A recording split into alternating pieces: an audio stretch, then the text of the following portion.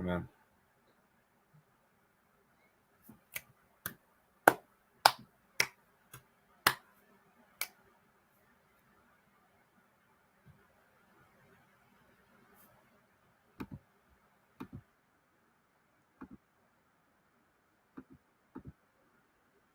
Here we are. We are live. We are rocking. We are thriving. And for those of you that have just recently joined us, I noticed I didn't customize my channel. Makes me feel like a real proper ding dong when I do that kind of thing. But anyway, regardless, we're going to be having an interesting discussion here. Cosmic and myself are going to be kicking off the ball. Before I get into the topic, I'm going to first introduce Cosmic to you. For those of you that don't know, much love to those of you that are in the room. Welcome. I can see Mexico is already saying hello. Big love, Mexico. Cosmic is a lovely brother. He's got his own unique system that he's been channeling with the Fae. So the astral field, the lucid dream field, the etheric field is very close to. Hey, Pope on Dope, brother, how are you? Much love. It's very close to his heart, and it's a big part of what he's been channeling. Is how the structure of reality, time, space, and the spheres beyond the physical realm look, what they are, how they operate, how one can engage with them, which are really very close to one's, what we're discussing here today. In fact, it's on point. We're also going to be looking at the lucid dreams and the spiritual vision, a whole lot of elements which are related and from whence all of this stems. So dear Cosmic Brother has been connected to the Fae for a long time, number of years now, and he's developed a close relationship with the Fae. And so they come through him, and he has been channeling an entire language and a system of occult, for those of you that don't know. So yeah, without any further ado, dear Cosmic, do introduce yourself, please. That was a pretty good introduction in terms of how this thing works. It's all about understanding sort of like dream spheres. It's I was very interested. I don't know, this is kind of like a random tangent, but I was interested in H.P. Lovecraft's writing because he was all about dreams and how there's a certain point where in his mythos and his story, there's like the human dream realm. And then there's a point that I think it's called past unknown Kadath lies sort of the dream worlds outside of the human realm. And that's basically really pretty much what I've been exploring is what are the dream realms that exist outside of the human dream realm and the human collective unconsciousness and even sort of the nature of this world going to the nature that lies beyond. And it's been really exploring the depths of the dream space, the deep depths. It's almost like deeper than space. It's like you think outer space is vast. It's like a grain of sand. What we think of as the infinite universe, just one grain of sand. It's like that. One thing that's been interesting about this whole system is it's really made me truly understand the depths of infinity. Like it's almost to the point it's like you stretch far enough and it's like I can't take it anymore, it's too much, gotta tone it down. Like it's like you kind of like just go a little bit further each time.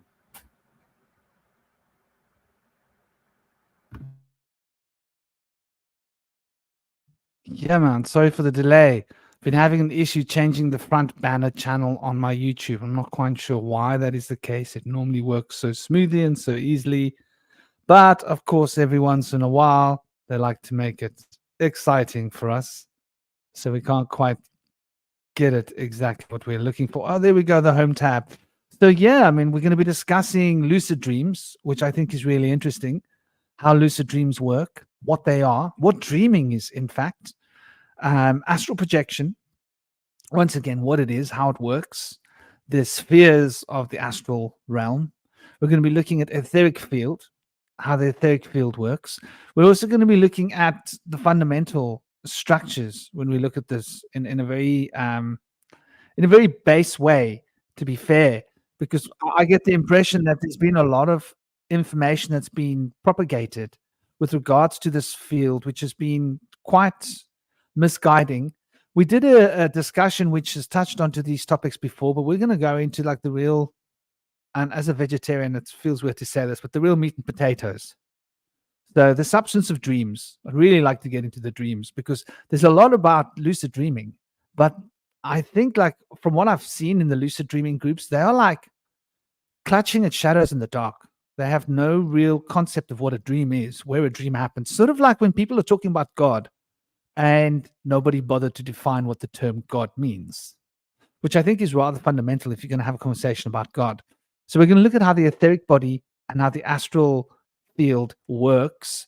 And we'll also be looking at practical experiences, a little bit of advice for if one's working with this energy, dream yoga, dream magic, how to be able to alter things in the physical plane. This is a deep field of shamanism.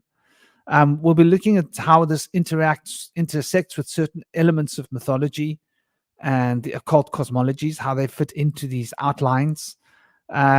Extrasensory perception will obviously be a part of this conversation because we'll be looking at the nature of spiritual vision itself, which I think is a very interesting discussion, even on its own, because it's one of those things that,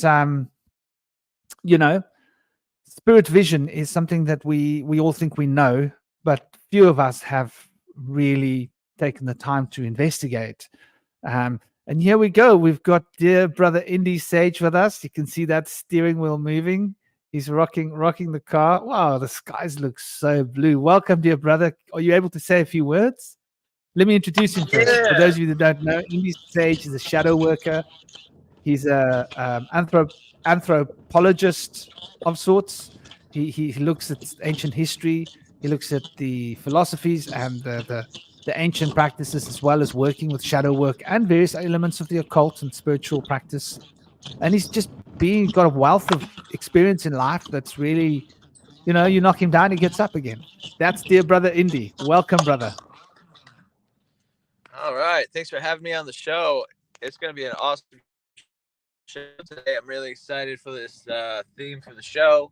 And spiritual vision is an amazing thing. I was gifted with an amazing experience when I was 18. I was somewhere between 17 and 18 in college freshman year. And I was able to have my spirit drawn to the central sun. And I had a conversation with the spirit of the sun. It was the most amazing experience of my life. And every moment of my life has been tribute to that experience. And I've been on a mission ever since. So I'll talk a little bit more about my mission later and some spirit vision experiences that I've had. Also, how you might be able to conjure up a spirit vision yourself. I can give some instruction on meditation practices that might help you achieve that. So we'll get around to some more later, but I just wanted to introduce myself. I am a shadow worker and anthropologist. I'm working on and this should be a really fun show today. So thanks for having me, guys.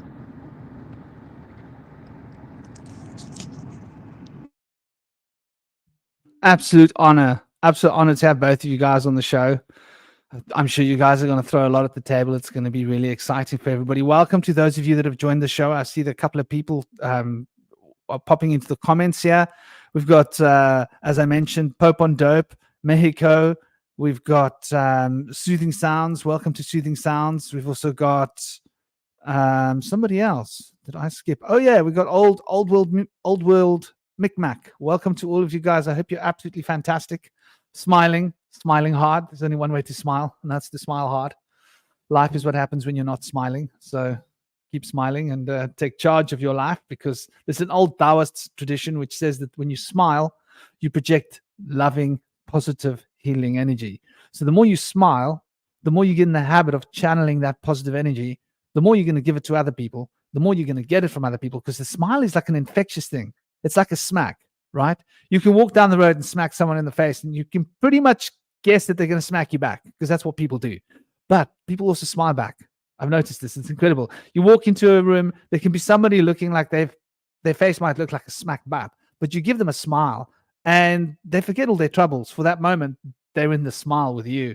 And it's infectious, especially with kids. So yeah, let's crank right into this fascinating discussion. The occult cosmology, how it relates to lucid dreams, astral projection, and spirit vision. Do any of you guys want to kick the ball out to begin the project, or shall we just flow with it?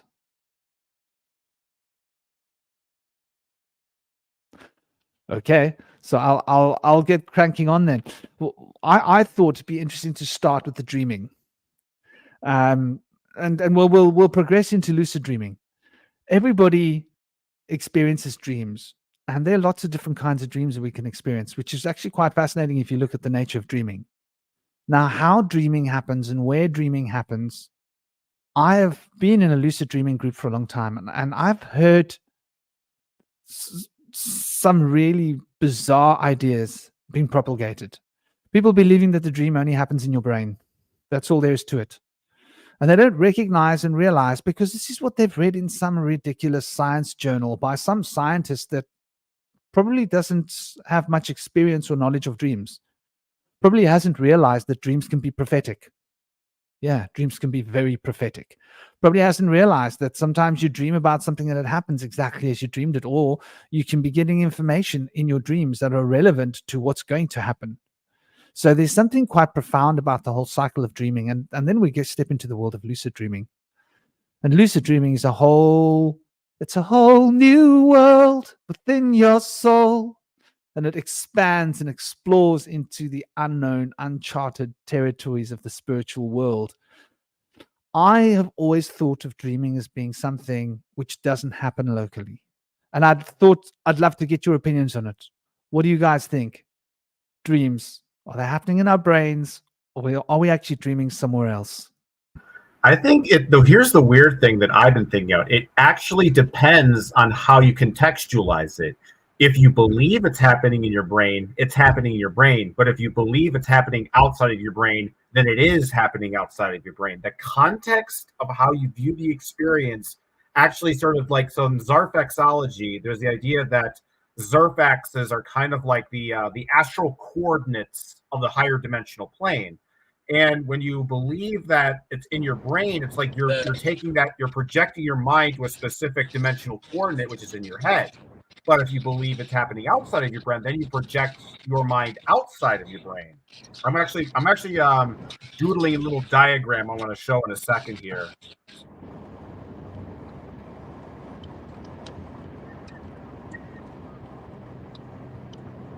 Well, that's a very interesting perspective. Belief. I think it is both happening in, from my experience, it's happening in the brain. It's definitely happening in the brain, but where's the information coming into the brain coming from? That's been the question that I've always asked, because for me, I was really fascinated by lucid dreaming because I had all sorts of random, weird, fascinating, interesting dreams. Namaste. We've got Lush in there in the room. We've got Rob in the room. Hope you guys are all doing well and having an absolute bomber of a weekend. A great start. So yeah, I mean, how I realized the dreaming story was I started recognizing that I was dreaming, and I was like, "Hey, I'm dreaming," and I was cool with it. I was like, "Okay, cool, I'm dreaming," and it became very easy for me to tell the difference between when I was dreaming and when I was awake. I think that's like essentially what lucid dreaming is. You start becoming conscious. You start realizing in your dream, like, "Hey, this is a dream," and then I'd heard like people saying, well, you can fly when you're dreaming, you can do this when you're dreaming, you can do that when you're dreaming. And I thought, okay. I don't really have the desire to do any of that. Didn't really touch my base. But one night when I was dreaming, I thought, you know what, this is getting a bit old. Namaste, Lauren Fowler. I hope you're well. I hope you're having an absolutely fantastic start to the weekend. And I was dreaming. What was I dreaming? It was some situation was happening, and my mind checked it out, and I was like, "Hold on, this isn't possible. That isn't rational. That doesn't add up with the real world. I know what's going on in the real world, and what I'm seeing here in the dream doesn't add up. So I must be dreaming. This is how I used to know I was dreaming. There'd be little cues in the dream to say like, this isn't really rationally possible, and And it got to the point where I was dreaming, and I got fed up. And I thought, you know what? I'm not going to waste my time flying or playing around. I'm going to take control of the entire dream.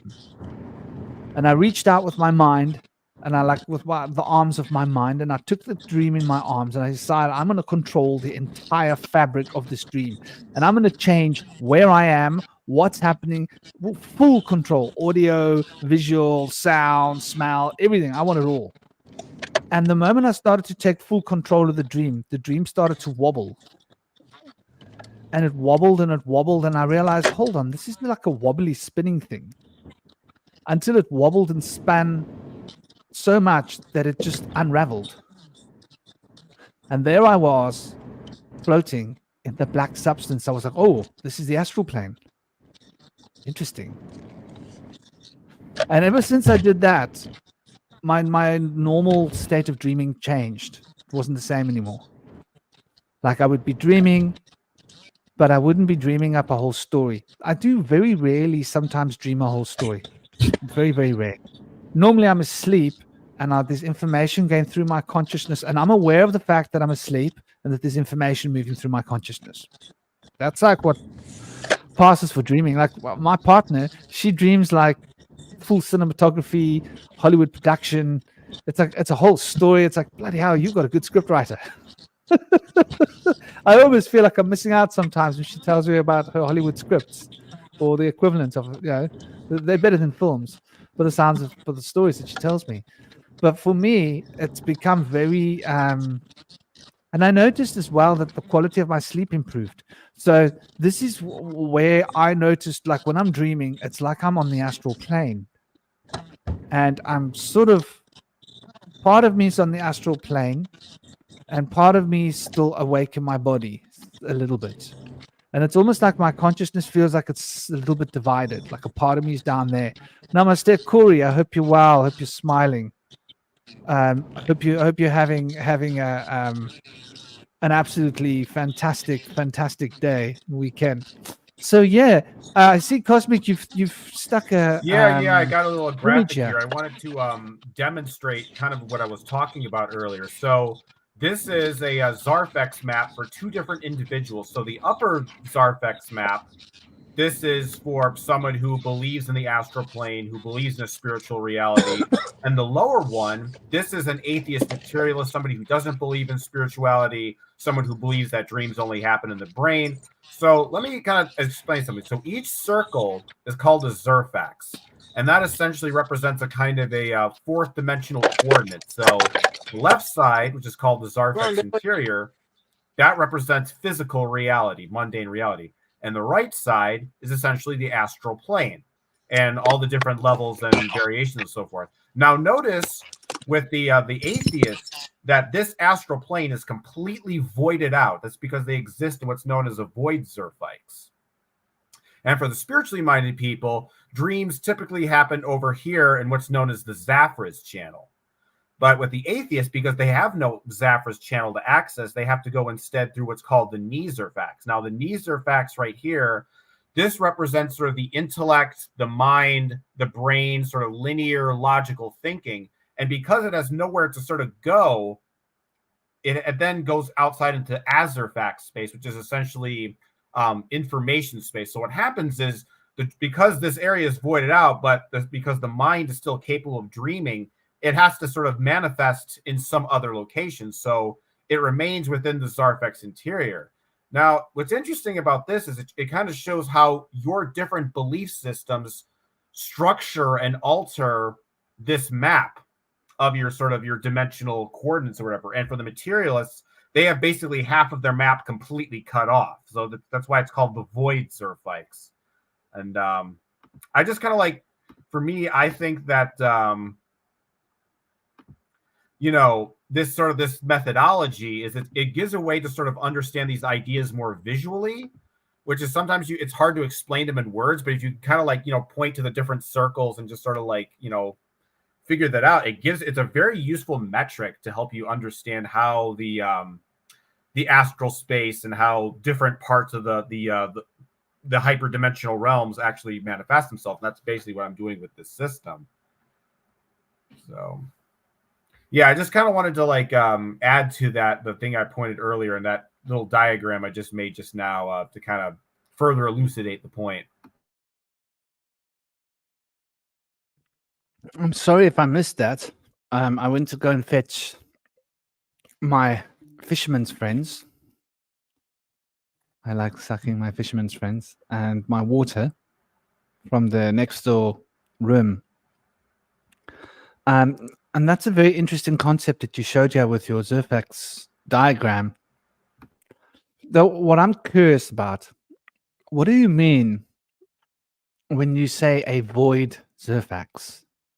That the astral Void realms become a void Zerfax. Zurfix. So in Zarfaxology, a Zurfix is essentially a belief system or a Zerfax that claims to be the entire Zarfax. So basically, it's kind of like it's like a dome within the astral plane that sort of exists. So every belief system has a Zerfix like structure. So there's the Zarfax, and then there's the Zerfix, which tries to sort of claim ownership of the entire Zarfix. So it's something, whatever it is, it's a belief that says something about the nature of ultimate reality. So the void Zerfix is essentially materialism, the belief that the universe is essentially, it's materialistic, there is no God, there is no afterlife.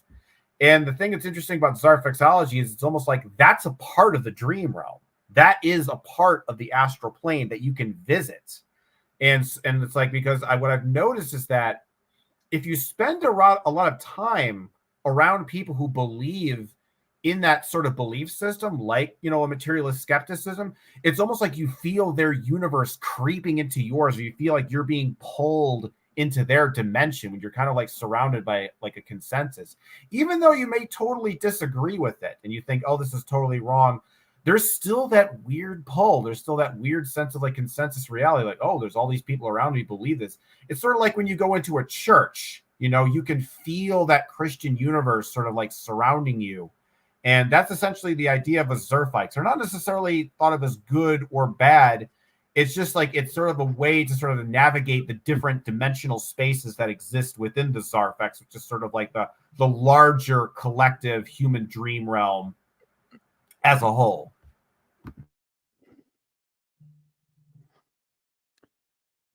Well, that's an interesting concept.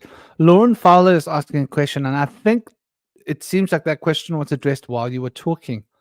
How do you think near-death experiences can affect this? And, the whole idea of the astral, the whole idea of astral being able to be voided, it doesn't mean that it's not there, though, right? It's still technically present.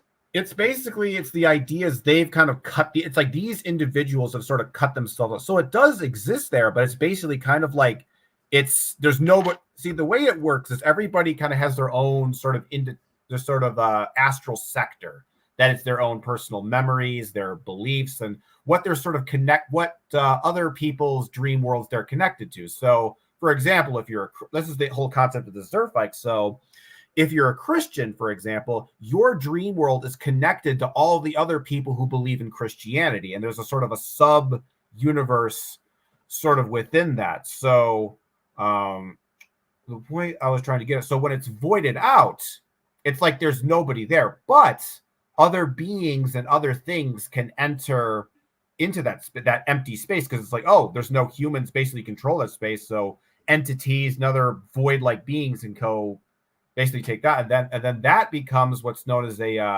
Vlid Zerfix, or a chaos Zerfix. See, the way Zerfixes work is that there's sort of the main Zerfixes, and then there's meta Zerfixes. That kind of like, think of it like, actually, let me get another diagram here to kind of demonstrate this point that I have. Let me do a little share screen. See, like, this is basically, these are all the 7 Zerfixes right here. And this one is the Void Zerfix. And then there's this sort of the magical, but notice that this meta Zerfikes, it's kind of like above, and it sort of seats over these two. So this is the void Zerfikes over here, and this symbol represents the chaos Zerfikes.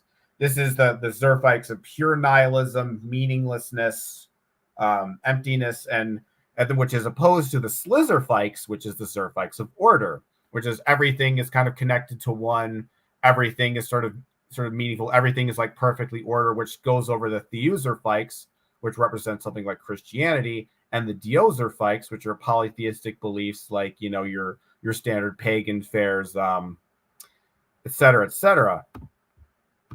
And I think that, so when you understand that, so the idea is with that void Zerfikes I was talking about earlier, that Vlid Zerfikes kind of like spills into that empty space and kind of claims it as part of its chaos.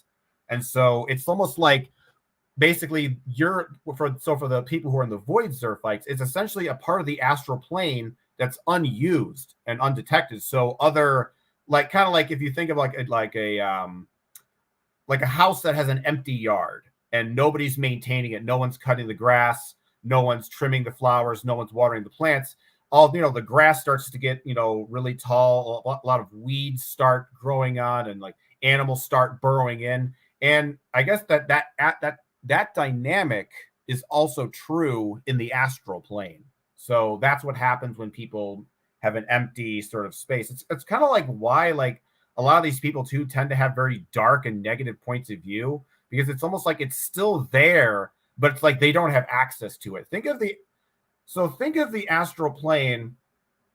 I guess the best way to think of a void Zerfikes is like, think of like the astral, like you have one like island that's physical reality, and then next to it you have an island that's the astral plane. And what the void Zerfikes does is it's essentially like a hole in the ground, like a gap or a canyon that's difficult. And the further you're into that Zerfikes, the harder it is to jump across that gap. So, for example, let's say the thing about Zerfikes is that there's different levels of intensity. So if I have a mild belief in skepticism, I'll have one Zerfax, you know, voided out in the indeterminate zone. However, if I take a psychedelic substance that allows me to stretch over 2 or 3 Zerfaxes into the indeterminate zone, I can override that. I can override that Zerfikes and actually escape that Zerfikes by saying, oh, there is an astral plane that exists beyond that. But that's why I've kind of figured out that with certain people, it's like the higher level of skepticism, the higher intensity of spiritual experience one is needed to overcome that skepticism. And so it's interesting, you can kind of like measure this stuff out. I thought I'd bring us here to a little bit of what the neuroscience is to say about the algorithms of the brain, because I think it has a lot to do with what levels of consciousness. And so what I'm hearing you saying is that people that are atheist are cutting themselves off from theta and delta levels of brain activity consciously. And that would account for, as you put it, a void Zerfax experience where it's not existing for them. In the same way that if somebody represses their emotions and they think they're not having feelings, they're not feeling it. But the feelings are there. And if you're an empath, and this is sort of touching onto spiritual vision here, spirit vision. If you're an empath, and those of you that are hypersensitive to energy will know what I mean. Let's say you walk into a room and there's somebody who's repressing their feelings. You will feel it physically as if it's hit your body. It's like you've been hit by something. And you'll feel these waves of uncomfortable pain in your chakras. If you're a proprioceptively visceral person like myself, and you'll feel the intensity of the emotions behind those waves that are hitting you physically. And you'll be feeling these blocks that have been put like filters onto the chakras, to stop the experience of those emotions from coming through. And those people can't really be around empathic people easily, because those people become agitated, and the empathic people become in a state of heightened pain and suffering around these people. And if someone's very repressed emotionally, then that will be the case. And this is what I've noticed. And so, I mean, here I've got a basic chart to look at the wave. So, okay, let's look at what we're talking about here. Gamma waves, they speak about it as insight, peak experiences, synchronization. Those are very weird words. I know that in the high range of gamma, also, if you're in a state of disassociation, if you're in a state of panic, if you're in a state of anguish, if you're in a state of anger, if you're in a state of fear, highly heightened states of awareness and accelerated emotional, mental points. If one's mind is racing to the point where one's spinning out of control and one's mind's jumping from one thought to another haphazardly, then the hertz would be very high. Then that's the gamma waves, which is 30 hertz to 100 hertz. I think if you're hitting 100 hertz, there's something wrong. You're probably like, maybe it can affect your heart, maybe it can affect your physiology, because you'll be in a very heightened state of most likely anxiety of sorts. Then you've got your beta waves. Now, this is like when you're studying. This is when you're concentrating. This is when you're thinking fairly deeply. Beta waves, if you ask someone a question and they become really thoughtful about it, they'll probably be in the 12 to 30 hertz range. That's when you're conscious, what we call conscious, cognitively conscious. It also comes with a fairly enhanced ability to rationalize, to be logical. These elements work very well in the beta wave. Then we've got the alpha wave. Now, the alpha wave is the 8 hertz to the 12 hertz frequency. That means it's 8 algorithm pulses per second. And in the alpha state, we are becoming, if you're writing a song or you're painting or you're solving some kind of a puzzle or a problem, or you're in a deep state of meditation, you're highly relaxed and you feel that expansive feeling of your consciousness where you start to feel connected, that connection feeling. If you're in a deep state of empathy and you're feeling somebody else's energy, that's very much in an alpha state of consciousness. So the 8 to 12 hertz is the beginning of what I would call psychic awareness. And the psychic spiritual vision is starting to kick in the alpha wave frequency. And in the state of alpha, you really, the deeper you get into alpha, the more super conscious you get, to the point where you can be seeing auras, you can be hearing clairaudient thoughts, you can be gaining insights, you can even be getting to the point where you're starting to get premonition active in the alpha state of consciousness. Then you get the theta wave. Now, the theta wave is a very profound state of consciousness. This is when you're getting into the dreaming state. So the theta state is the dreaming state. This is between the 4 and the 8 hertz. I think when you're in the very deep dreaming state, the 4 hertz, it's when you're having like a way out there dream. When your dreams are becoming closer to the 8 hertz mark, you're probably getting more cognitive of your dreams. So I would say the lucid dreaming activity is probably happening between 6, 7, 8 hertz. Probably 7 hertz is probably a good peg where it probably starts to kick in. So you have enough of the core concentration awakeness of the alpha during your sleep time.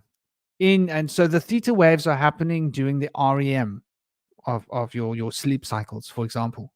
And in very deep states of meditation where you're having visions, that's a theta state of wave, of algorithm. And so the theta state has got a lot to do with channeling, connecting with beings from other places, mediumship, having real powerful psychic revelations, having clairvoyance, clairaudience, clairsentience, leaving your body, going into astral states of consciousness. You're going into the deeper states. I would say that between 9 hertz, 10 hertz of the alpha wave state, you're starting to become aware of the etheric field. And from 10 hertz to 8 hertz to 6 hertz, you're now moving into the astral field. 6, 5, 4, you're moving deeper and deeper into the astral field. Now, delta, which is 4 hertz right down to 0.5 hertz, that means like 30 cycles per minute, very slow. So between 30 cycles a minute and 240 cycles per minute of algorithms, then you're in that deep, deep, deep state, which can be attributed towards like a perfect out of mind, out of body, out of all. When you're dreaming, delta wave state is trained in yogic training. In meditation, if you meditate a lot, you go straight into the delta, the wavelength. And you know you're going into the delta wavelength. Have you ever put your head down on the pillow, closed your eyes, and it felt like you opened your eyes, but you're fully awake the moment you open your eyes, and you feel so supercharged, and you're not tired at all, but you felt like you put your head down for 10 seconds, and you get up, but you've slept for like 6 hours, but you feel fully recharged. That's when you're going straight into a delta state of consciousness. Yogic sleep is like this. So the yogic training and the meditation training puts you into a delta wavelength where you actually transcend dreams, you transcend everything, you go straight into a very deep state of consciousness where you are so far out of your body that you're not needing to bring any information in. None of the cerebral cortex parts or the brain are actively trying to process information. It's all resting and charging. So the delta wave is the long life sleep, the sleep that promotes a longer life. So I don't know. I just thought I'd throw this out there. Are you with us, dear Indy brother? I don't know if he's here or not. I was just gonna say, I've had sort of the inverse of what you're talking about. This is an interesting experience I had that kind of really sort of prompted me into sort of exploring metaphysical stuff more deeply. This was back in college, a long time ago. I was outside, and we were smoking some cannabis, and I had probably smoking way too much, more than I was usually. I'm not someone who was usually used to doing a lot of it, but I don't think but here's what was interesting about the experience, though, because you talked about sort of closing your eyes into sleep, and feeling like you're sort of like waking up. It was interesting. It was almost as if the external world felt like it was a closed eye visual. Like I was awake in this state of consciousness. I was awake and I was walking around, but it felt as though I was actually lying in my bed dreaming what was happening. And that experience kind of like really sort of shifted the way I perceived reality and kind of like twisted it around and made you kind of realize like maybe this is more of a dream than I thought about. And I've always think it's interesting. You talk about lucid dreams, but before I was into the whole Fey magic thing, I was creating this process called onirosophy, this sort of philosophical system that was all about trying to perceive the external world as if it was a lucid dream, and that by having that feeling of the world being a lucid dream, that was kind of the theory as to how the mind could more easily manipulate reality with thoughts and intentions and so forth. So one of my things that I would do that inspired me was I called it the reverse visualization technique, where so most visualization will say, sit back in a chair, close your eyes, and imagine you're on a beach. So what the reverse visualization technique would be to go to a beach and try to pretend you're laying on your bed, closing your eyes. So you reverse that dynamic where you go to the place and then you try to pretend you're laying in your bed, visualizing you're in that place with your eyes closed. It's a very weird effect. Just a curious question. So going back to the beginning of your story, you were laying in your bed and you felt as if you were in the same place that you were, only that you knew that your body was on the bed sleeping, right? No, it was that I was actually in that place, and I thought I was in my bed. It felt like I was in my bed sleeping, but in reality, I actually was awake. So it was almost like the external world was like, oh, maybe this is. It was like I was so high that I was like, oh, maybe this is a dream. And it felt so much like a dream that it felt like some external world was about to like wake up, and I was about to wake up back in my bed. But I was still awake, and I was still walking around. It was very weird. Yeah, that sounds like when you're getting close to the etheric, because we start to notice that we are here, but we're not here, and that there's a here, but that here is not here. And if we sit down and close our eyes and focus, then we might notice that we can shift. We can go to different places in the real world where we are. The first time I discovered the etheric plane and realized exactly how it worked was when my Shihan had put me into the class and taught me how to focus on my hara, and how to focus my chi into my hara, and how to build that chi. And so I was diligently training this. I was a little boy, and I was so honored to be taken into the senior sensei's classes, because I really didn't belong there. But my Shihan had insisted that I come with the sensei to the sensei's class with the Shihan, the master. And he was one of the few, like he was one of 8 or 9 grandmasters in the world. And he could manipulate space and time with his ki. And so that's why he was a master. He had occult mastery of energy, and he could manifest his energy physically.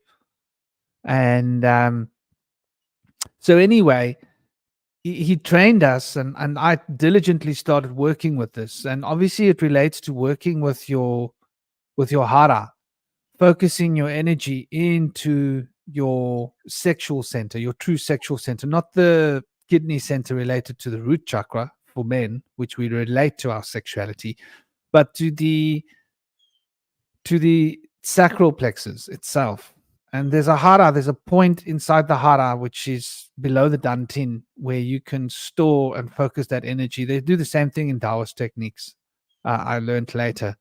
But regardless, I was training, and I kept noticing that I kept moving outside of where I was sitting. And I was like, this is weird. I'm like, it's like I'm standing in my room perspective, but I know I'm sitting down with my eyes closed. And the moment I thought about it, I was back in my body with my eyes closed. And then I noticed that's really interesting. So some part of me thought, while I was in this, I wonder what my mom's doing. And I popped through the wall. So I projected through the wall on my left. And I could see through the door, and I could see my mom in the garden, and she was coming and going. Maybe she had fetched some washing off the clothes off the washing line and stuff. And I thought, that's interesting. And I was still contemplating how fascinating this is, and that interesting how I don't have to move. I just sort of think where I am, and I'm there. And suddenly I felt my mom's thoughts. And as I felt my mom's thoughts, I realized, I intuitively knew she was walking towards me, but she was walking from the outside. We had an outside area, which was like a nice, cool area where they had like some furniture and some lounge suites, and where my mom and her partner would sit, and they'd have a doobie or whatever. And so she came walking through there. And so I projected through the wall, and I saw her walking. And I saw her walk left past the passage, because I was in the passage, or I was sort of through the wall. And some part of me thought, I wonder where she's going. And next thing I'd automatically shifted my perspective, and I was behind her, and I was looking at her, and she was standing by my door. And she was like trying to look through my keyhole. And I was watching her standing there trying to look through my keyhole. So I jumped back into my body, and I very quietly stood up and silently moved to the door and pulled the door open. And she almost fell forward into the room because she was leaning against the door. And I was like, what you doing? She was like, no, I'm just cleaning the door handle. And she was basically trying to figure out what I was doing because I was so quiet. And so that's when I started noticing, hold on, this is real time stuff I'm looking at here. This isn't my imagination. This isn't me imagining stuff. And so I started playing with this. I started noticing that this reality looks the same as the reality we're in. Yeah. And I started realizing, okay, so I thought it was astral projection. I didn't know any better because I'd read the books. It was later that I had real astral projection, and I realized, oh my gosh, all those people writing those occult books need to go and double check their terminology because they don't know what they're talking about. And I had always assumed that was astral projection. So it sounds to me like you're becoming aware of that etheric field. And in that etheric field, you're not quite in the body. And there's a lot of interesting, there's a lot of magic that you can do in the etheric field. What do you think, dear brother Indy? Lovely to have you back. I feel like this makes a lot of sense. The gamma waves seem to operate incredibly fast, like you said. And 100 hertz sounds like there could be a lot of information could travel through gamma waves incredibly fast. And I can attest from my own personal experience that during a spiritual trance, a lot of times when I go into one, I see shamanic messages of oftentimes birds flapping their wings. But when I've gone into deeper trances, I've been able to go through time and space. I've been able to travel through time and return back to new timelines as the timeline has shifted in the present. I've been able to do different things. But oftentimes when I do this, the amount of comprehension that I have of this journey is way more in depth than our experience here in this plane. And so I feel like when we dream, the dreaming is coming from another place, another realm, another dimension. I've been to that dimension where the mind resides. It's not in the physical realm. And in that place, when I was able to see this realm where I was in what's called a simulation, one could say, it was a very organic realm. I was in a seed pod, or you could consider maybe an egg, which was on the limb of what I thought was a tree. It could be like a polyp tree where jellyfishes hatches. It kind of looked like that, but it was in an ethereal realm. And in this ethereal realm, everything was made of electricity. There was no actual physical matter. There was no hardness of things. The fields had repelled each other sometimes. And so I felt like I was not supposed to be there when I was able to get to this place. I felt like it was not yet my time. I got the impression that this is a place where the mind resides. We're not supposed to know where it resides because we're being birthed there. This is our place of development. It's like a nursery. And when we interact with other people here in this realm, our eggs or seeds seem to rub against each other. And the inside of the egg would change shape to resemble the forms that we touch here. And so it was like somewhat like a treadmill. When we think we're moving, we're actually still. This was an amazing experience that I had. And it shows me that there is another place where the mind resides. It's a beautiful place. I feel like we're at the bottom of an ethereal ocean on the branches of this tree. And when we live a good life and we die having led a good life here, we are born there as immortal, energetic beings. That was my impression from the experience. But I try to keep an open mind. But the one thing that I would like to say is that if the gamma rays are enhanced through meditation, which has been found, and through the operating in a gamma ray state of mind, you can have these deep insights and synchronization. I think spiritual vision is much more profound in gamma. And I would like to think that when I go into these shorter spirit visions and I see a shamanic messenger, it's more like theta wave. But when I can break through and I can see through divine eyes, I can break into gamma waves. And that's still with me in the back of my mind. The experience of the gamma waves is there. I can reach for it. It's hard to bring into my mind here because it's so much more elaborate and expansive. It's like I was able to see all of time and space through multiple different timelines.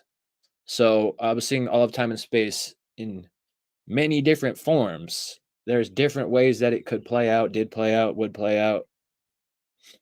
So it was a beautiful thing, but I definitely think that as far as the brain being the place where the dreaming happens and the spiritual visions happen, I feel like the brain is merely it's just the place where we receive the information. And as Descartes says when he was doing the meditations for the Queen of England, he developed the idea that the pineal gland is the seat of the soul, because he was able to see that when one has an out-of-body experience, there was the involvement of the pineal gland. But I might add that also in the pineal gland is where DMT, dimethyltryptamine, the spirit molecule, is produced, but it's also produced in the lungs. And through deep breathing exercises like a full yogi breath where you expand and breathe deep into your stomach and breathe out through your stomach, expand your chest, and breathe out through your chest, you breathe a full breath. When you're breathing these full breaths in a meditative state, it can help you build DMT in your system to help catalyze you into that spiritual vision. And it works good for me. The more you do it, the faster it can get. Yeah, that sounds beautiful, brother. Mm-hmm. Sorry, were you carrying on? I was going to say, it typically takes about 15 minutes at first to be able to get there, to that place. Begin to see a vision. Yeah, definitely. And I think that's an interesting point that you speak about, that the theta waves in the brain. I look at it like this, like consciousness I see as an extra dimensional occurrence. And Rob was saying, did you feel yourself snap back and reconnect? Yeah, there is sort of like a bit of a pop feeling, like a kind of a pop when you pop back in. Actually, when I'm coming from the astral, it feels like my heart has stopped. That's even more abstract. When I'm in the etheric, it doesn't feel like that. But when I'm in the astral and I come back, it feels like my heart starts beating again. I think because time is so compressed that you go there between heartbeats. I think you're right. And it seems strange. And you're not used to that. You have so much experience between that heartbeat that you got to come back and unpack it all. Like it's like opening up a compressed zip file in your computer. You know, you come back with this compressed zip file full of information that you've just downloaded elsewhere, and your brain's trying to play catch up to put it all in. And I think that's what you were talking about, like the different frequencies of brain, then unpacking the experience that we've had in the theta, because that theta space is like when you're going into a deep trance, like the whole point of the shaman. Okay, so why we have a drum is because that drum is supposed to get our minds focused on just one thing. Doof, doof, doof. That's always in my mind. Doof, doof, doof, doof. Let everything else go. Doof, doof, doof. Empty the mind. Doof, doof, doof.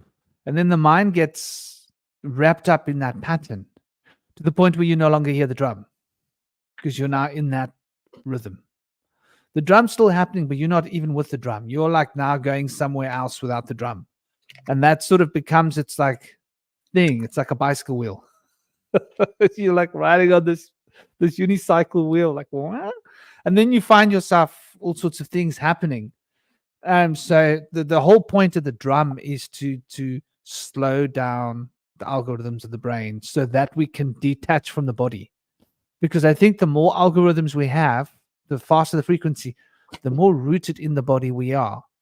And when we start to detach, like going into sleep form, theta is where we're starting to dream. So alpha is where we're starting to, like we were saying, detach into the etheric field. And we can now there was some interesting comments being made by a few people. It was I think it was Lauren and Mexico. And they were talking about how, and Rob, it's impossible to smoke too much. Yeah. Depends on the grade. But that's got to do with cost effectiveness. Depends what you got. But I do think that what was being said by Laura and Mexico about seeing through your eyelids is a very interesting point, because I see that there are these etheric organs on the body, and the etheric organs are sort of attached to the eyes. In fact, the eyes are etheric organs, so the eyes can see in different frequencies. And I think it depends on the chemical translation at the back of the retina. If you change your hormones, it changes the biochemistry. And you subtly change the biochemical signature on the back of your retina, it's going to change the frequency of light that you're seeing. And there are certain frequencies of light that move right through your eyelids. Think about it for a moment. The normal bandwidth of frequency doesn't go through skin, but other frequencies do move right through skin. So we can literally shift the frequency that we're seeing in, and we can, with training, we can learn to see the pranic field, which are all those little dots everywhere that are like sort of, they're coming and going and coming and going, scintillating, and there's like this movement everywhere.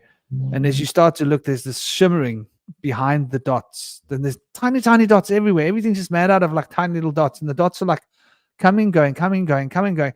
But it's like an almost infinitum field of tiny little vibrational points, which I put them down to little quantum entanglement wormholes, billions and billions of little quantum entanglement wormholes everywhere. And as you look at that, you start to notice there's a luminosity behind that that's sort of doing this, sort of like resonating. And if you focus into that more, you'll notice there's like a glowing luminosity behind all of this. And if you look behind that, you'll see inside that luminosity, there's different bands of color inside the luminosity. And the longer you stare into this, you'll start to notice different things. And then you'll look at a plant and you'll see suddenly there's these little currents, like electrical fields and magnetic fields and stuff going on, and there's movement around the plant, and you notice what's all these things moving out, and there's something coming out there, and there's something going in there, and this thing's doing this, and you start to notice that there's this energetic magnetic field that's whirling around living things. You notice it around other things that aren't living too, but they have a different frequency when they're on a living thing. They tend to be more like active, like there's different things going on, like the plant's actually thinking or feeling, and you can see those currents. You see them around people. People suddenly, you ask them a question and the bands around their heads will change color. Wow.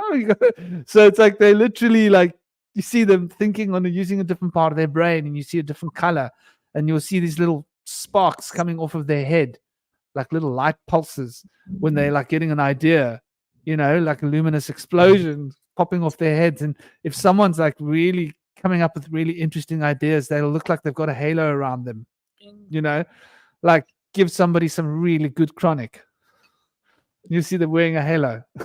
Yeah, exactly. It actually, the idea of a light bulb on the head, I think that's where it comes from.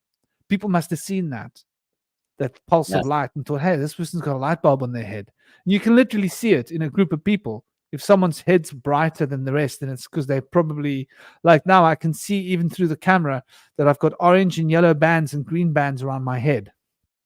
So yes, if you travel to the top of the pyramid and you put tinfoil inside of the top of a wine bottle, you can see the electricity sparking off of it. One of the explorers was able to do that. Yeah, in old times, I think maybe in the 1800s, he was able to do that. That's interesting. Tinfoil for that was fascinating. Amplify that energy and the ability to go deeper into those visions. Yeah, absolutely. So there's definitely now I've lost my place. How did I do that?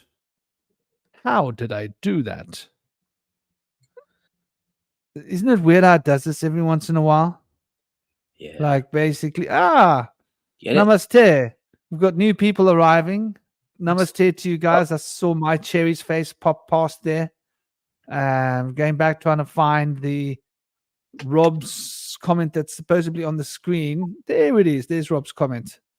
So welcome and namaste to those of you that have joined. And if I haven't said welcome yet, please forgive me. So yeah, I mean, this whole idea of this etheric field is something that you can sense in your eyes and your ears as well. Like if you really listen, Yes. there's these like ringing sounds. Now, there is a problem that you can have with your ears where you're listening to there's a different frequency that you get from electronics. If you really listen, you'll hear there's two things going on. There's a certain kind of a buzz, like a kind of a ringing, which is from electronics, which you got to learn to filter it out. Then behind that, there's a more fine pitch, and that very fine pitch is almost hard to hear. And the noisy electronic whirling pitch, which is annoying, we'll try and cover that up. But if you can move the electronic out of the way with your mind and focus on that little one, then your perspective will shift, and you will change the frequency of the auditory nerves, and the hormones and the chemicals reacting there will change the frequency that you're hearing in. So we can literally change the frequency. I used to live in the jungles at night. I never used a torch. And so I used to train myself to see in the dark without a torch. And so that I could operate at night if I needed to. And so we would travel at night. We would walk at night. Because sometimes we had to go a long distance. We were quite deep into the jungle. Myself and my ex-wife, she was there with me. And did you eat she a lot was of, also sorry? Did you eat a lot of carrots to enhance your night vision? Yeah, you would think I did. I just didn't get access to that many carrots. Funnily that you say that. Well, But scientists I trained. don't actually do that, but I feel that it does. And there's always a placebo effect. I think that the carotene is just good for your brain that Yeah. deals with vision, maybe, and it makes it optimal. So you'll probably be more optimally be able to change your brain frequency. But I just trained it through hard smash it train. It's like smashing it. Go and sit in the darkest place in the woods where you can't see anything, and just sit and focus on the darkness. Look into the darkness and just keep staring into the darkness. You can see nothing until you start to see something. And train every day like that. And then you just don't have any electric lights or any candle or any kind of thing. And the more you do it, the better you get at it, until you can literally see there's like these lights around trees. You see your own aura. You can see there's light. And funnily enough, if there's something moving, like a snake or something, it's emitting light, which is quite useful. Oh, So yeah. you can see a light coming through the woods. That's a living thing. So it's like you're literally changing the frequency of your eyes. And this isn't some kind of special thing, I don't think. I think it's just the etheric organs of the eyes. And the ears, you can hear that sound. And if you listen to that pitch and you go into it, and you can hear it if you listen to silence. So if you listen to the universe, you listen to all the silence. Yeah, I feel like my other senses get amplified. When my vision is diminished from the darkness, I can hear a little better and I can feel a little better. But then as my eyes will adjust more, I can start to see more and more. And I feel like the more I've done that, the easier it gets and the faster it happens. Yeah, which is fascinating. The way in which the senses wrap us up in this cocoon of space-time. And getting back to what Cosmic was saying about reality being a dream, this is like 101 shamanism, essentially. We are in dream time. And this dream time is a confluence of a combination of dream times. From a shamanic perspective, 3 dream times compound. And these 3 dream times together become like a fundamental dream time that we're in. And so within this dream time, there are these other 3 dream times, which we can see as signals in the omen. If we watch nature and we look at the numbers of nature, we look at the animal calls, we look at the weather, we look at anything that attracts our consciousness and our awareness, and we start to find there's little symbols being shown to us. So the other 2 dream times can talk to us in this dream time. We don't have to be out of the body to access it, which is quite interesting. It's something that few people realize, but people that are superstitious actually are very plugged into this very often. You know, a Those certain three. number of birds come and sit next to you. Sorry, yeah? Oh, go ahead with the birds. I want to hear about this. No, like you're sitting outside and a certain number of birds will come to you. And there'll be a certain way that they will approach you. And there'll be a pattern in the way that they move. And there'll be a pattern to the calls. And so, like, it's almost like reading tea leaves. But you're reading nature like a big teacup of tea leaves. And you'll notice that, like, the leaves on the branch wiggling in the wind can say something. You can hear like a whisper. You go, "Oh, what did you say?" You can listen, like there's this little sub messages being given to you. Suddenly, the wind whispered something to you. It's like, "Ah, I heard that." Like your imagination becomes so supercharged that it can pick up very small nuances and turn them into information, give them to you from the other two dream planes, or the other three dream planes, but normally the other two. And then this dream time becomes a reflection of these inner dream time spaces. So in this way, we're also acutely training our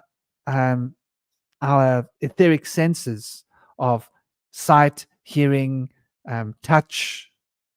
Touch is so powerful. Like when you walk past someone in a crowd, you can feel them. If you close your eyes and you go inside yourself, you can feel everybody walking past you. And they're like massaging you, and you're, "Oh, this one hurt me." You got to open your eyes and look, ooh, and you look at them, you go, "Wow, what's going on in your mind?" Like they're carrying some heavy pain or negativity or something really, like they can't face their emotions and they're angry or whatever it is. And you'll see, like, oh, okay, you open your eyes, you'll see, okay, that's who this is. Wow, shame. Hope they're okay. And then you'll be in the same reverie and you'll feel this like gentle, like, massage in your heart, and you open your eye and a child just walked past, you know? You go like, dang, that one's got it together. Like whatever they're doing it in style.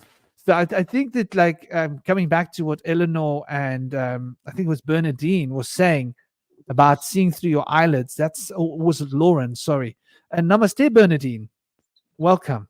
I think that's very interesting. And I think it's very also on point. And Lauren saying about how zoning out. Yeah, zoning out. What are your thoughts on zoning out? What we call zoning out? Zoning out. Daydreaming. Similar thing. I feel like you kind of can go into a trance. Oftentimes, people don't really have a conscious awareness that they're in that state. And if you talk to them and say, "Hey, what are you doing?" It's almost like they have a hard time putting it into words. I don't think it's the case that people don't want to say what they were thinking. I think it's the case that they have to put it into words themselves first. And so you can see them kind of scrambling in their minds like, "Oh, what was I doing?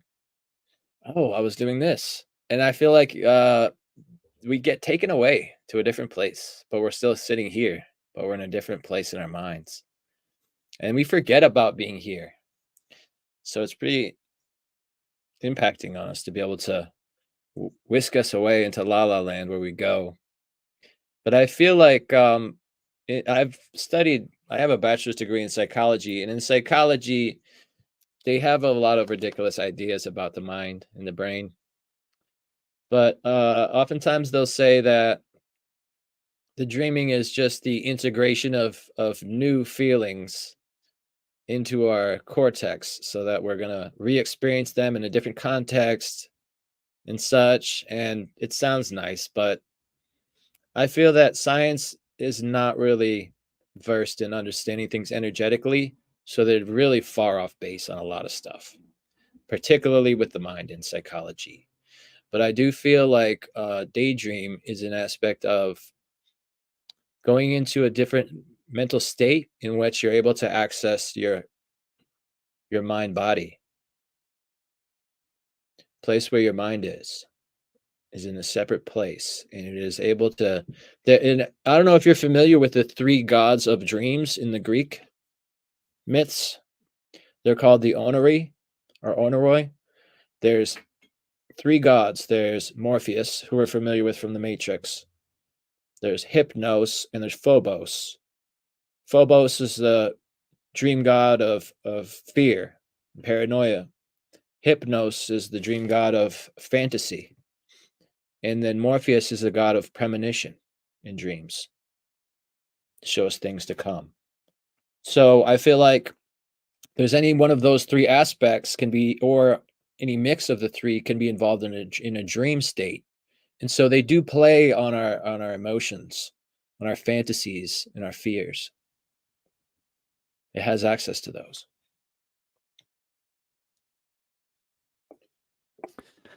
I've always thought that those three elements are related to the three triple goddess elements, and we discussed this to the three fates. Yes. And the one fates has got to do with cutting the line.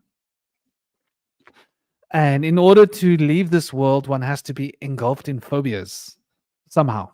Yeah? Like it takes fear to leave this world at some point. I think it's what it seems. I mean, I've only really experienced it at certain points, but I've noticed that there's been fear. Well, suffering and pain and fear, all these things, like drowning's quite traumatic. And the other time when I left the world, I wasn't afraid when I left. I was afraid when I realized I couldn't get back. I was like, damn. So this is it now. And when I realized I couldn't find my body, I had to accept, okay, well, what's next? Okay, we're going to roll with this. I'm done. I went too far, and all that nonsense about the cord's going to be there to bring me back. So much for that nonsense. Those people were talking about etheric projection. Bloody hell. If only they had known the difference between etheric and astral projection, it would have been way easier for me. So that was when I learned the hard way the difference between etheric and astral projection, two different realities. And in etheric projection, there is this kind of a tether, because it's like the etheric is the blueprint of the body. So you can't go too far beyond the body. With the astral, you can literally, it's so abstract. You can go to levels of abstract, like what Indy was talking about, traveling out through different timelines and different universes, and you can go right out there where there's no such thing as a body anymore, right? The idea of a body is the most abstract thing. Like, you can't even conceive of a body because you're this consciousness that's looking into multiple places at once. Like, the idea of just one body is like ludicrous. Because you're on a whole different state of perception and awareness. So there is this, and it's very interesting. And I do think that those three, Morpheus, relating to premonitions. So the first of the three fates is the one that assigns your destiny. The second of the fates is the one that manages how you will react and move through that. And the third one is the one that cuts the cord. And so we can see how the phobias cuts the cord, and how the second one, which is the hypnos, will basically the kind of thought structures you're going to receive and create out of the fates that you're living and being given. And then the first one, and that hypnos, I think, also relates to whether you fight against your fates or whether you accept and flow with it. If you can't accept your fates, you might create a hypnos fate in your mind that's a delusion to escape reality. And people do this, and it's very sad. Though then, if you can transcend those two elements, you can go into the Morpheus state where you're looking directly at what we can call the spiritual field, which is giving you insight to what's coming next. Very interesting how the three elements of the masculine and the three elements of the divine feminine fit together to make that Merkaba hexagram, that hexagram of the cube of space that is so important to the Kabbalah or to Vedic yoga or Tantra or Solomon's seal, whichever way you want to look at it. It all relates to the powers of time and the ascension and descension of force, the astral field fitting into the etheric field, represented by two triangles. So there's this very interesting relationship being shown here by these three gods of the dream world as they relate to the three goddesses of fate. What do you think about this, Cosmic? How does this tickle onto your idea, these ideas? What specifically? Well, we're looking at the Greek. The Greek, there are these three goddesses they're not actually goddesses, they're called the fates. Mhm. And they are the three aspects. The one aspect is what gives you your fate, your destiny. The other one is what spins the yarn of your life and carries you through the experiences, like an interceder. And the other one is the one that cuts the thread at the end of your life. And so these are the divine feminine aspects, and they do relate to older forms of what has been known as the triple goddess. But now in the dream world, there are three dream gods. Morpheus being that aspect where we can get premonitions from our dreams about what's to happen and what's happening. And the other one being Hypnos, where we can have fantasies related to reality that we can create in our minds, which aren't actually based on reality. And then the other one is Phobos, and Phobos is fears and phobias that can prevent us from connecting with the other two. And so we've got the three aspects of the masculine controlling the dream, and we've got the three aspects of the feminine controlling the fates. But they are sort of mirrors, and they fit together in as much as the one that dictates your fate is related or married to the one that gives you the premonitions.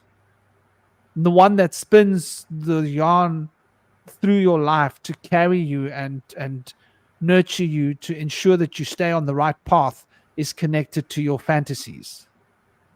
And the one that cuts your line, causing you to leave this world at the end of your life, is connected to the Phobos, which is the fear and the phobia that prevent you from living. Because fear I see as basically moving away from life. But the way these three fit together, it's like 3 and 3 to form two triangles, which you can consider as two inverted triangles as a symbol, symbolically. One relating to the fates and one relating to the dream powers. How does that relate to you when you think about it in terms of Zerfax? Well, there's a lot of it. Kind of makes me think of key and gate Zerfax as the idea that there's sort of the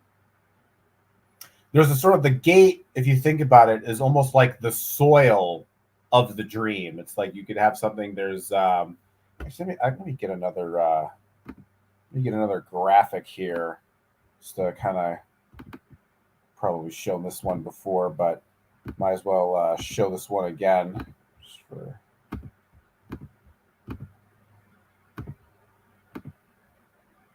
Okay, so this is kind of how I see that there's sort of these 4 gates, and these are sort of like the soil in which certain dreams kind of thrive. So you have like a black kind of gate, which is the lower one, where you have a lot of your nightmares. Then you have something more like maybe more fantasies and pleasant hypnotic dreams. And you have something that's more like the light, and then you have the hyperdimensional fractal space. But the idea is, if you put a seed into each one of these gates, it sort of grows a kind of a dream verse or a dreamscape.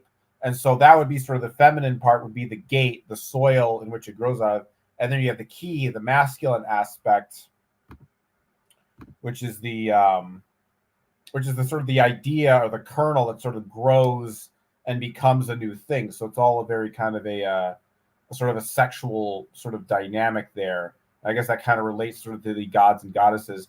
The thing about this system that I've kind of realized is it's sort of like, I think in terms of like, there's like a dream, there's a larger dream verse. There's a larger dream world that exists out there. But if you think like of our planet, for example, there's areas where we have cities, towns, roads that, the government has control over.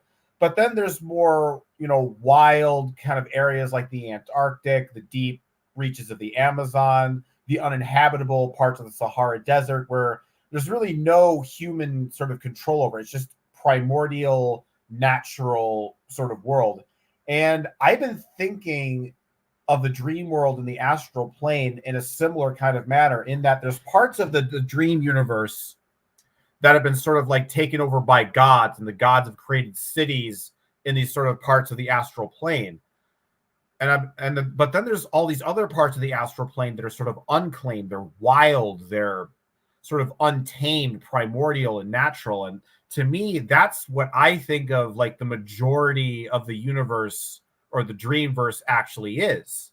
And that's kind of what the Fae have been sort of showing me and demonstrating to me. So if you think about those Zerfikes, as I mentioned earlier, you can think of those Zerfikes as sort of cities or sort of territories, colonies, providences of the astral plane. But outside of that, there's sort of the raw primordial astral plane. See, this is something I've been really kind of been interesting. This idea of there's like the human astral, and then there's the primordial astral, the part of the astral plane that isn't really human created at all. There's no human imagination. It's purely the imagination of, animal instinct and minerals and plants. And, I think a lot of ways it's almost like we take, I guess if you think about it, kind of astrologically speaking, it's almost like you're taking those primordial energies and you're sort of colonizing them.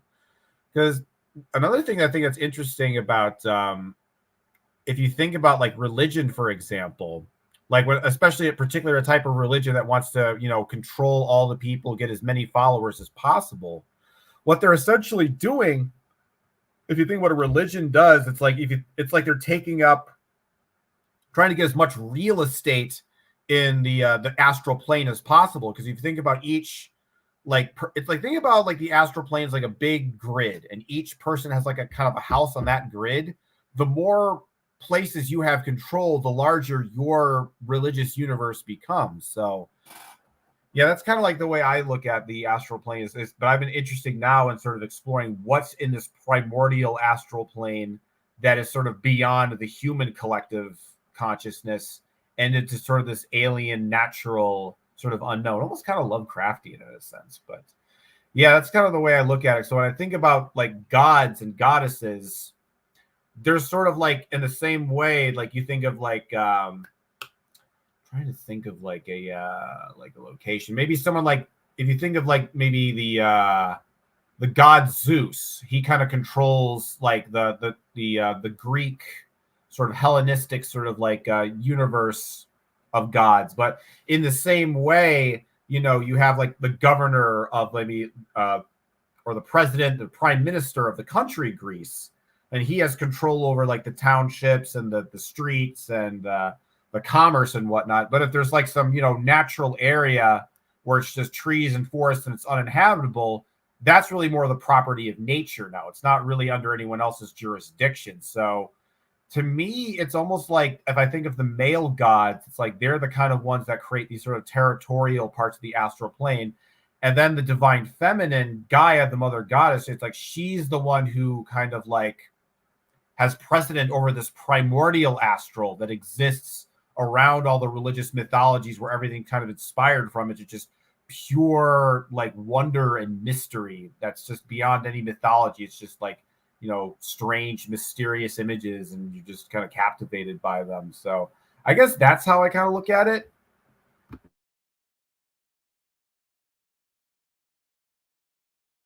Well, interestingly, there is a god of of keys. Janus is the god of gateways and keys.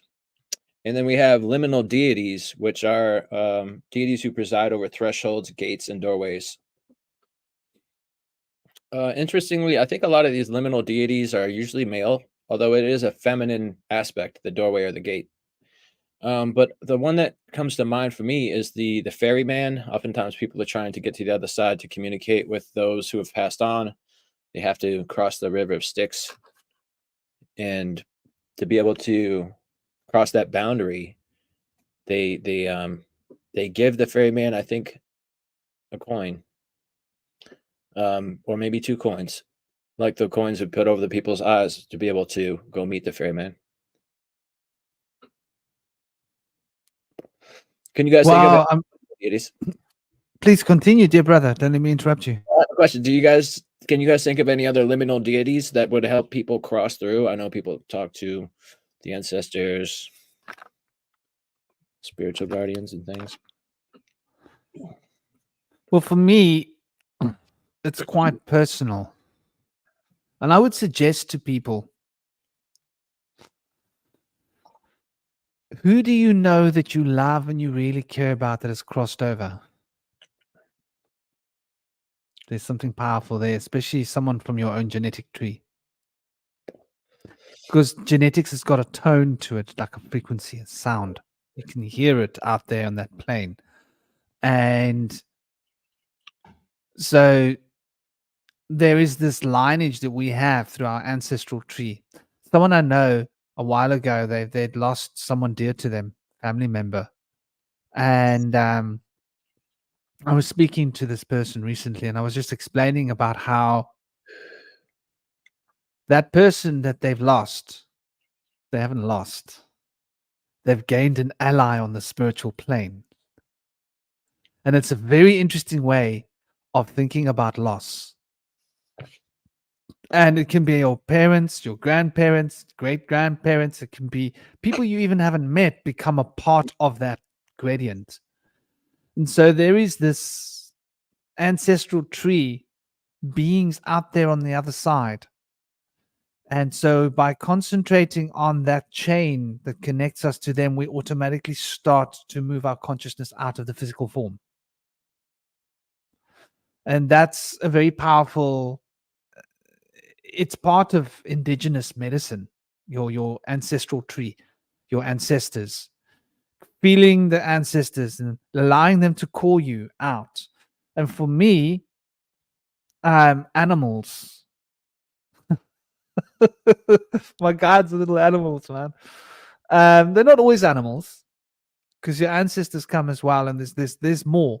But very often there'll be this little animal form that'll come and say like, "Oi," and they talk to you. They a little. It's amazing how much you can say with a, just a little move of the head, a little nod of the eye, a little shift of the body, a little shift of the body. There's a way that these beings talk to us. So for me, I've always been connected to animal forms, probably because I've got I love animals. It's like I can't stay away from people's dogs. People's dogs get all over me and I get all over them. Sometimes people don't like it. Like, who's this weirdo getting all over my dogs? And then they can't leave because the dog doesn't want to leave. The dog's all over you. Now they're going to drag the dog away. Like, because the dog's now. So, and cats and different animals. So I personally find connecting with animal spirits is a very raw way to connect with a very deep part of ourselves, because that animal that we're connecting with, the animal spirit, is between us and that animal. And it's also between us and the divine. And it's a very pure form of spiritual being where it's uncorrupted by the human nonsense. It's still in its embryonic, natural animal form. This is just my experience with it. Though when we're talking about deities, so, okay, now let's look at deities. The elephant, Ganesha. So Ganesha rules over the 5 Ganes, right? And so these are the 5 powers. And let's see that again, brother. That was really beautiful. Is it an owl? Oh, so cute. Isn't it? And what kind of bird is it? It's an owl.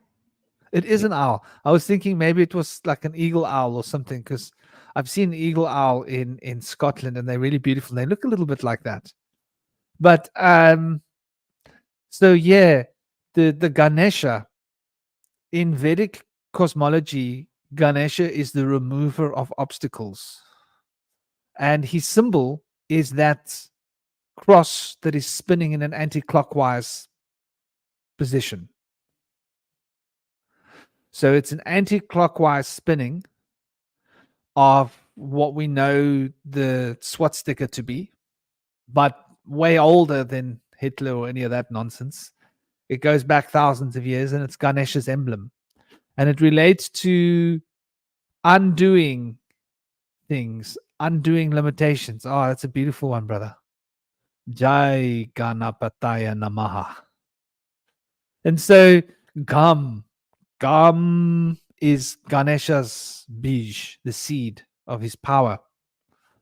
And there'll be many mantras that are formed around the Gam.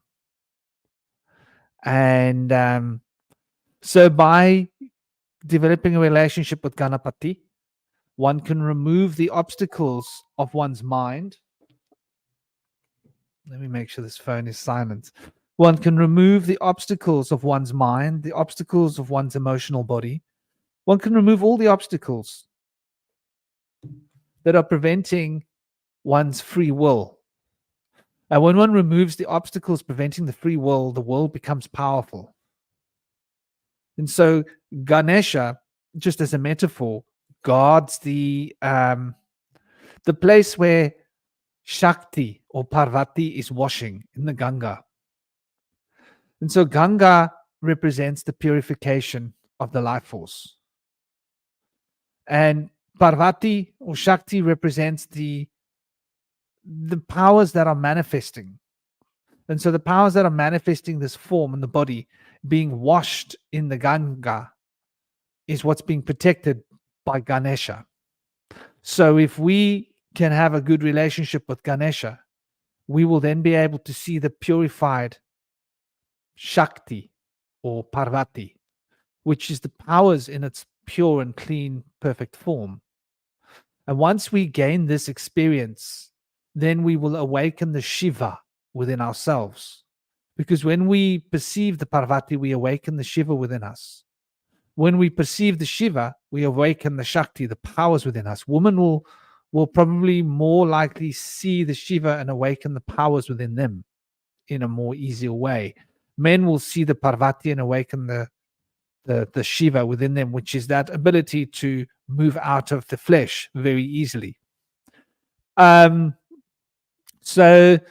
there's a difference of the Shakti and the Shiva. They work hand in hand. They work together. But the Shakti represents the powers specifically, and the womb in which the powers are born. So it's sort of rather fundamental. So Ganesha can remove all of these obstacles so that we can gain an insight into the powers that are locking us into the physical form. And by gaining the perception of the powers that are locking us into our physical form and removing the barriers or limitations that these are placing upon our consciousness to keep us locked into the physical form, we are able to embrace that Shiva aspect within ourselves, which liberates us from the physical body in order to transcend the physical body and reach into the energetic states of consciousness.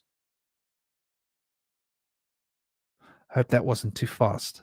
Sorry. One morning, I woke up really early for work, and for some reason, I felt compelled to pray. And I usually pray to Shiva and Ganesh.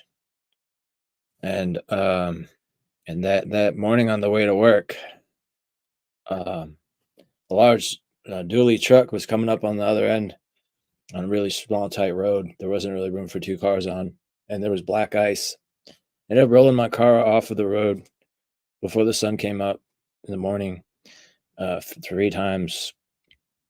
And when the whole thing happened, normally I would be, in deep state of trauma and anger and fear and so worried about the whole situation. But I had a deep-seated trust in me that day, and I felt like this was meant to happen. And I know that Ganesh removes obstacles for us. But I felt like this was such a paradox. But when I thought on it a little bit, I started to realize that this was something that could help my character. Maybe like things in my physical world were tragic, but being able to develop the resilience that I had that day was very impacting for me. So I know that it can be so helpful to surrender to the power of Ganesh and Shiva, transformation and removal of obstacles. So you flipped your car and rolled it 3 times. Yeah. Ouch. Teetotaling the car, of course. Yeah. Yeah. Fully totaled. I mean, teetotal, that's it. Like, you can just take it to the junkyard and give them the keys and say, bye. I'm buying a new one. And I had Lucky you're alive, huh? I had like a channeling that like this was going to prevent something that would have happened that would have taken my life with that car. So yeah, sometimes these things happen because it could have, the same thing could have happened in a different octave and it could have been worse. And so something had to happen. Maybe you had to learn to drive a bit slower as well. that's a big part of it. And maybe you rolling the car was better than you having a head-on collision and killing a family and children, or killing the parents. Yeah. And now there's children living without parents, and you got to live your whole life knowing that you have taken something away from those children that you can never give back to them. So rolling your car and getting a wake-up call and walking away to be alive and fine is the best of everybody's worlds. And it was like a gift given to you from the universe because, better this happened now than that happened then. Yeah, I was able to walk away and go to work. And the car ended up in a pile of other broken cars on a random cliff. So a lot of people have gone over this thing. So they were looking around for it. They couldn't find it. They're like, no, we don't see any cars that fell down any cliffs. Because you got out of your car, you went back to the road, you hitchhiked. I just walked. You walked to work. Yeah. Got into work. People said like, hey, what happened to your face? I was late. You were like, I rode off a cliff. Yeah. They're like, okay. Hey? They fired me like a couple of days later because I was late. Seriously? Yeah.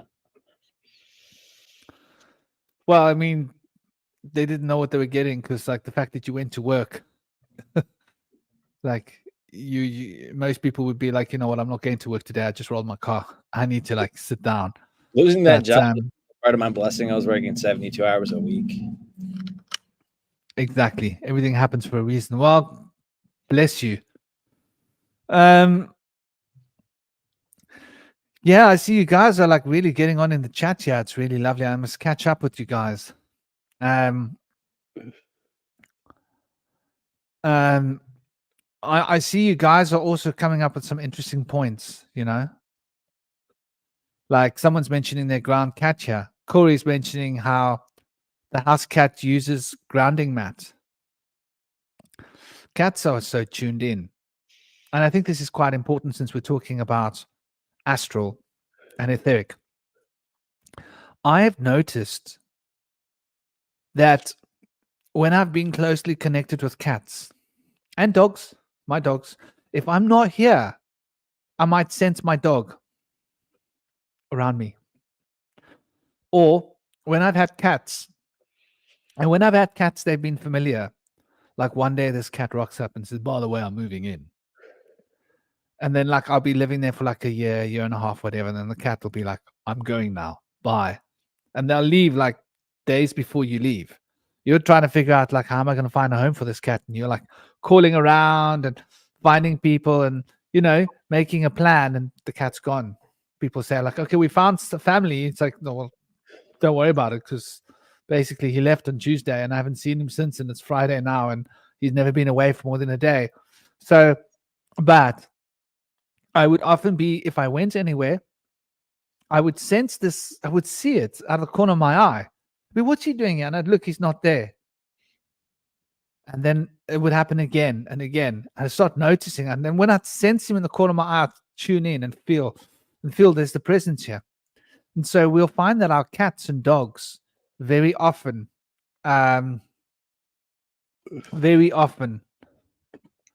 will do that. They'll actually travel out of their bodies to us etherically and come and see that we're okay. And sometimes I'll be in my living room with my dogs, and I'll sense one of my dogs walking out through the door, but the door's closed. They're going out somewhere. They're going out on a walk. And it's what they do, So animals are quite tuned into the etheric field, and they do this readily. And so this is something to consider. Like, and our cats can also see things that aren't there. Like if something comes into the room, they will notice. And whenever I've had animals around and there's a presence, very often the dogs will react. Very often. Because they can sense it. Indigo, my dog, she'll suddenly jump up and start barking at a random thing. And I'll start tuning in. I'll be, oh, that's interesting. There's a smell. There's something here. And as I tune in, I'll notice there's like something like on the stairs. Not recently, but in the past, because I sort of cleared the space. But there were times when she would react. And it's very interesting. So those of you that are talking about your animals having these interesting, fascinating experiences, it's so normal. It's so par for the course. Animals are so switched on and tuned in. I thought as well to look at the idea of lucid dreams for a moment, specifically lucid dreams. Dream magic. Lucid dreaming, they've got whole lucid dreaming handbooks, which are all about contemporary science of people that don't really know anything about dreaming. And they're just clutching at straws. They're not going to the ancient occult circles or to the yogic masters to find out what is dream yoga. What is dream yoga? Have you guys come across dream yoga? I have, actually. What are your feelings? Well, what are your experiences? It was a lot of, I kind of like vibe with some of the ideas. Obviously, the structure I find is interesting. Obviously, I'm not a Buddhist. I'm not really into the whole kind of like the goals and concepts of Buddhism, but the idea of dream yoga is interesting, is that you sort of kind of like what I was talking about before, where you try to see and understand the dream-like nature of reality. There's a book about this. It's called the Tibetan Yogas of Dream and Sleep. It's a pretty good book. It's a classic. So I think, that's basically the idea of dream yoga. And obviously in the Buddhist context is, you see that the illusion of samsara, so you can transcend to nirvana. But they were also interested in what was called sleep yoga, which is where you try to keep yourself awake during dreamless sleep, which is apparently really difficult to do. And the idea was they were trying to, get through the sort of clear light to get to nirvana or whatever. But I kind of utilize a lot of that in my own practice. So just, the use of dreaming. But what I've been playing the idea with is that there really is no actual difference between daydreaming and dreaming. The only difference is with dreaming is that you're much more is that when you're dreaming, you lose connection to the physical world. Whereas whether you're daydreaming, it's like you're kind of in the physical world and the dream world at the same time. And there's that sort of interaction. But to me, understanding that those two are the same space really kind of like escalated my occult and magical practice. And I was able to really open the floodgates of my imagination, because I think a lot of times people, when they're doing magic or spirit work, they feel like, oh, I have to get this like literal lucid dream. I have to literally, jump outside of my body in like, a way. But and I think what people realize that your everyday imagination where you visualize, and that is also a spiritual dimension that you're tapping into. Just even like right now, if you visualize an image in your head, like where does that image exist? Because if it's not in your head, it must be in some kind of extra space out there. So I think that and the other thing that's interesting too is that with the way my system works is that you can basically enter the dream world while you're still awake and walking, basically, if you kind of contextualize the world, especially if you're in altered state. Like I think that when you trip on psychedelics, you're also entering the dream world. Obviously, you're entering a different sector of the dream world. So basically, there's I kind of like when it comes to the astral plane, there's sort of an upper and a lower astral plane, not necessarily upper and lower in terms of like heavenly or hellish, but upper and lower. Versus if you think of the upper astral plane, that's where it's very psychedelic, where it's very interconnected, where everything is fractalized and put together. Then you have the lower bottom part of the astral plane, which is sort of more like the void, where it's just this black space, and there's sort of like isolated thoughts and images just kind of like floating through like comets through space. And so when you take psychedelics, you get to that upper part of the astral plane, whereas if you take a dissociative, which is something more like a ketamine, for example, you're entering the lower parts. And then when you're dreaming, you're kind of somewhere in the middle, because it's usually kind of like a direct reflection of physical reality. So I think when it comes to lucid dreaming, that's kind of a what's interesting about lucid dreaming is that it's amazing that so many, like when atheists talk about lucid dreaming, they're able to just manipulate the world very easily, because in their minds, they contextualize that as just being a hallucinated created by the brain. But I noticed that when I lucid dream, I actually have a very difficult time controlling the environment, because it seems so real, because it doesn't seem like something that's created by my mind. Like I still remember there'd be points in the dream where I'm like, you're like, am I sure I'm not awake right now? Am I sure I'm not but awake? But because it seems so much more vivid than a normal dream. You can really feel the details. You can touch the carpet. You can even feel temperature to a certain extent. So to me, what was interesting about dreaming was that it could be just as real and vivid as the external world. And it kind of makes you think, well, if that world seems so real, then maybe this physical world isn't quite as real in the way we thought it was. And I think by seeing the kind of that malleability is kind of what dream yoga is all about, is understanding that seeing the physical world as less solid than it actually is, in order to and when you see things as a dream, it's almost like you have that extra waking space, which could be maybe that's the spirit realm. So if you could think of it, what dream yoga, I guess the utility of it is that instead of feeling like you're in a dream yoga is like, that's because if you think about what a lucid dream is, it's kind of like you're in two places at once, because you're dreaming, but you're also aware that you have a body within physical reality.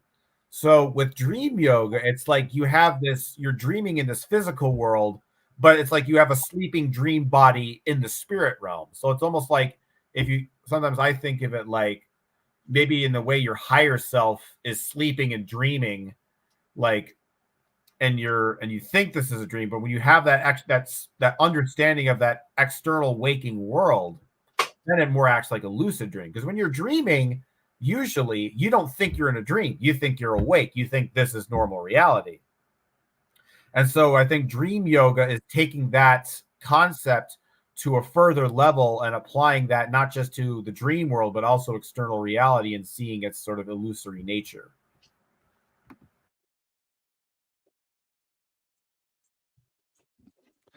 I think that's a beautiful way of looking at it. And it's very interesting. I think what I've noticed is that there's a lot of encoding that happens for our dreams.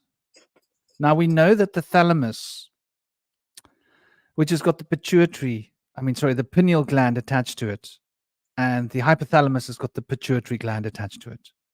Our feelings, moods, Ida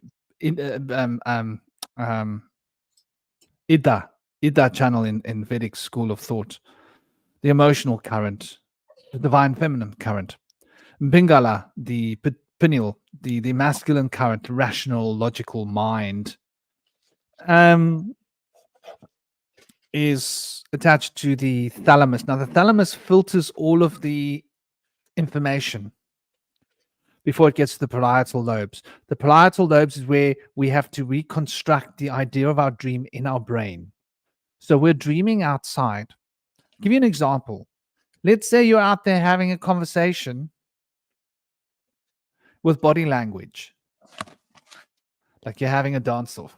Let's say you're having a dance-off and you're like telling people like, oi, you're having a conversation. I was always quite good at this. I caused a lot of trouble like this. Like, if a bunch of like big cokeheads would come onto the dance floor, I'd start talking to them. I'd take the piss out of them. I'd make the whole club laugh at them. When I was a kid, I was really naughty. These people be running after me with guns and that stuff later. But yeah. So imagine you're having a conversation with your body and its body language. For those of you that are good with communication of body language. And it now has to be translated into language. It would have to be explained in terms of words, into a narrative, a story. And it's sort of the same thing. We have this abstract dream experience that now needs to be put into a code of information. And this happens in the brain. And so the whole dream has to be resculpted into the language that we can relate to.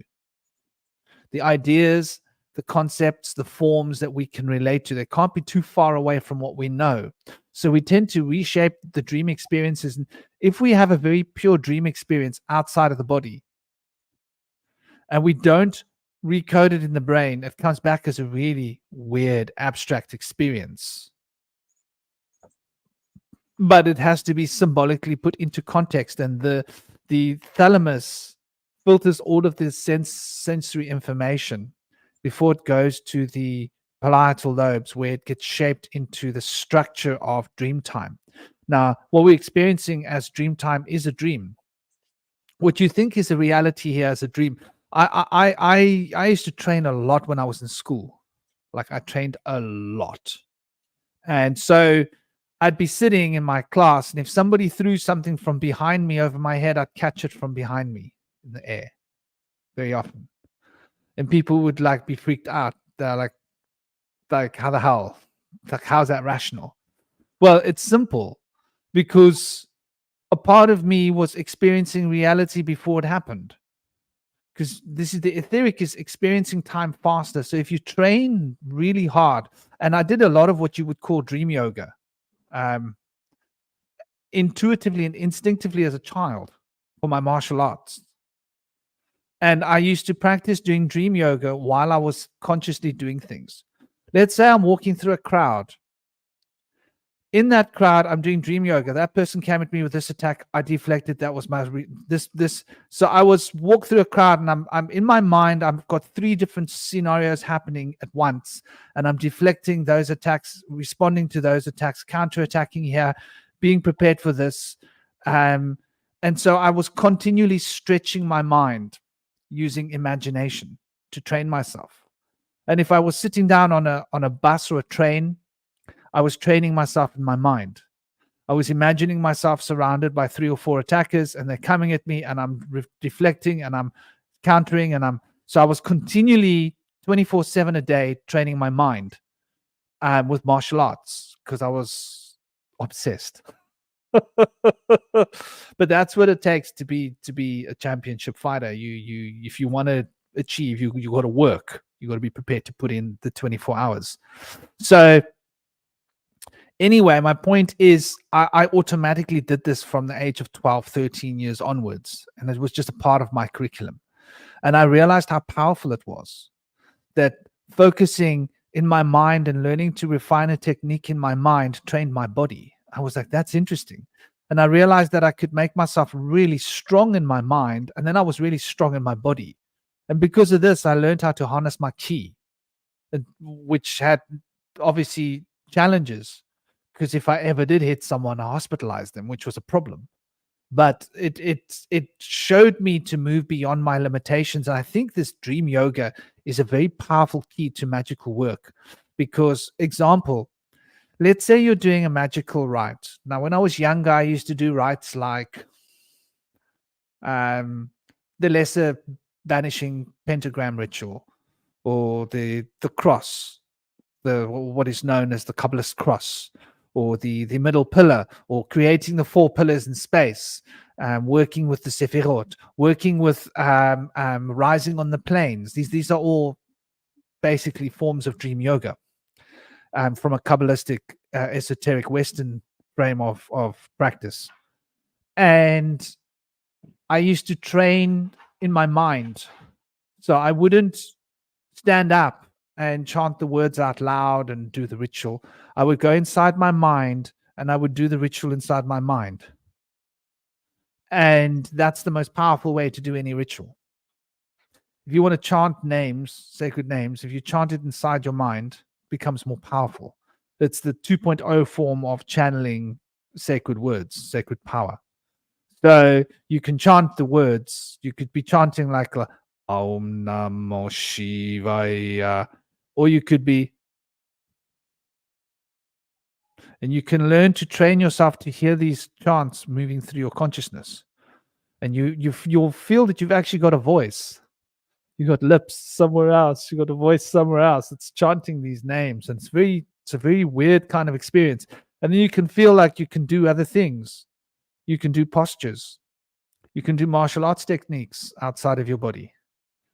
And you'll notice that when you do it there, it's very interesting because you can change the speed that you do it at. You can become really incredibly powerful. I imagine you can teach yourself to do like supernatural things through this dream yoga, physically and mentally and spiritually. So I do think that there's like some very powerful seed root magic there to be discovered.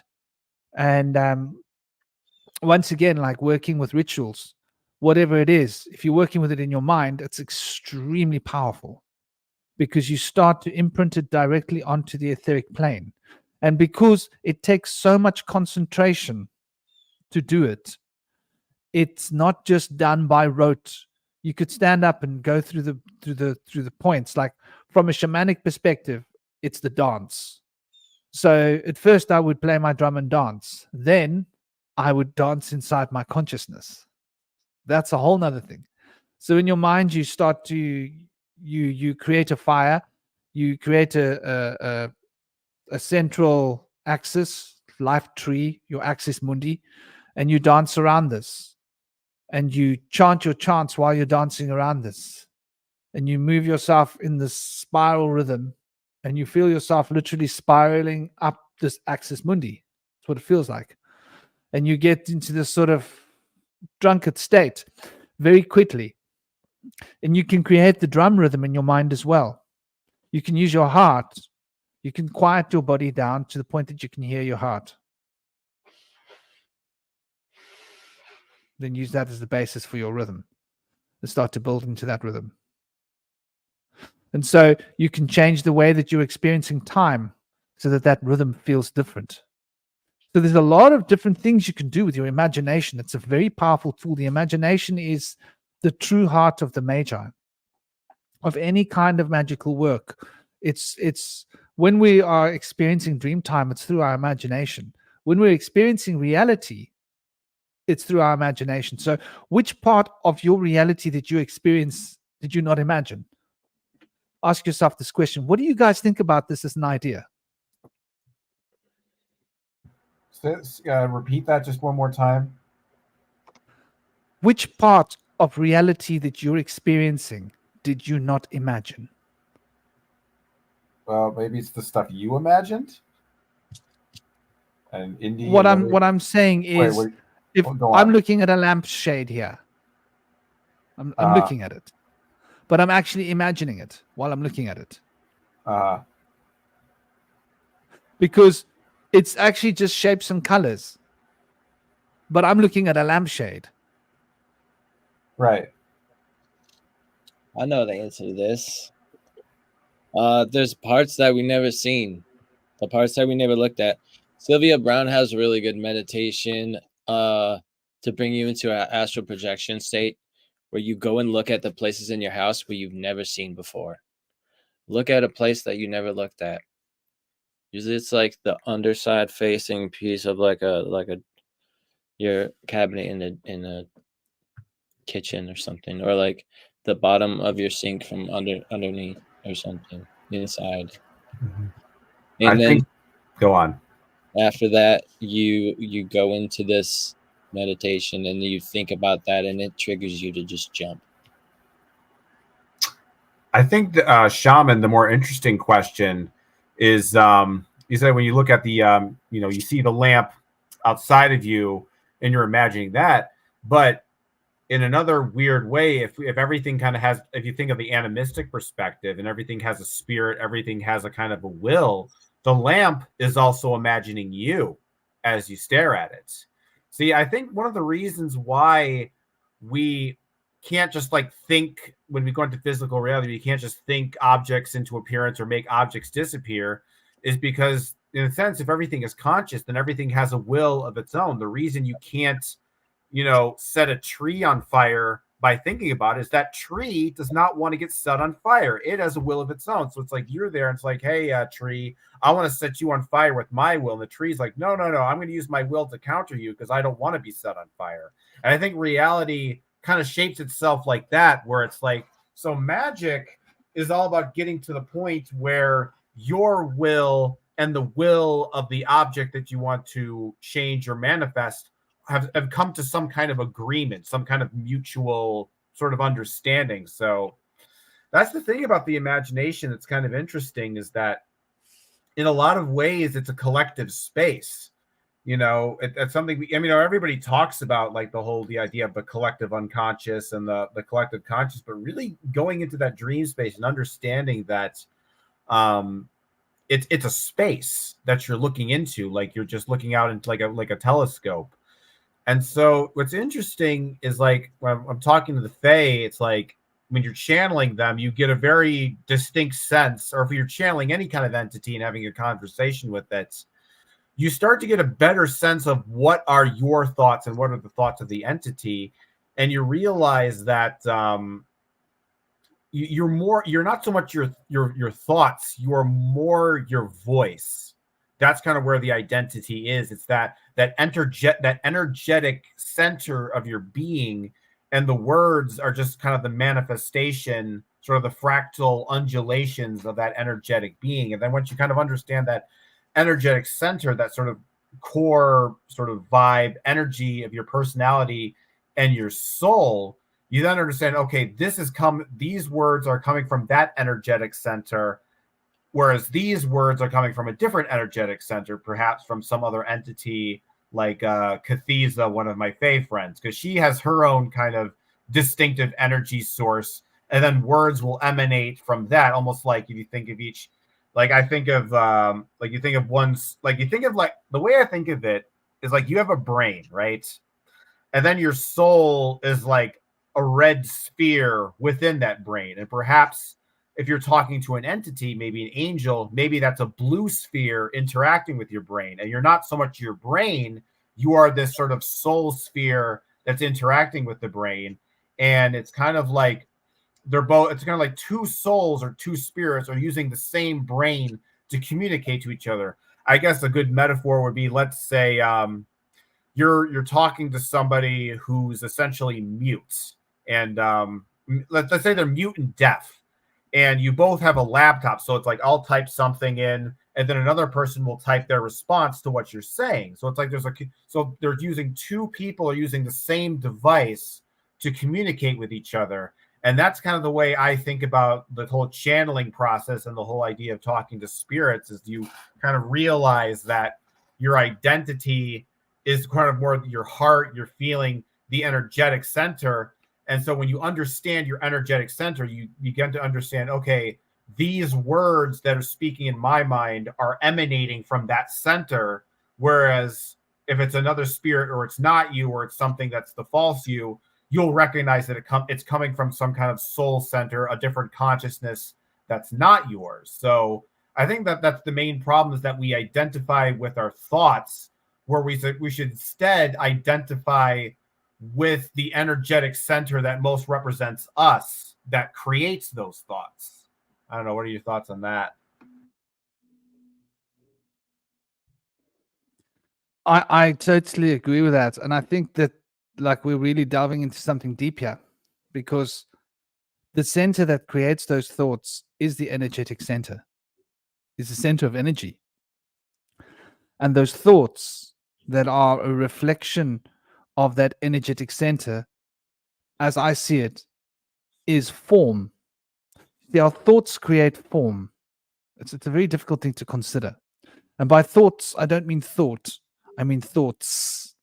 Because thoughts denote, exactly as the word says, a beginning of a thought and an end of a thought, a beginning of a thought and an end of a thought, the beginning and the end, the alpha and the omega, eth, as it is referenced in Paleo Hebrew, which is Aleph, the first archetype, life force, the ox, and Tav, the cross of Saturn, the cube.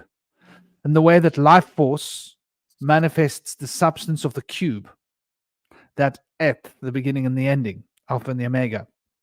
So when we consider that as the substance of thought, thought is then reflecting sacred geometry.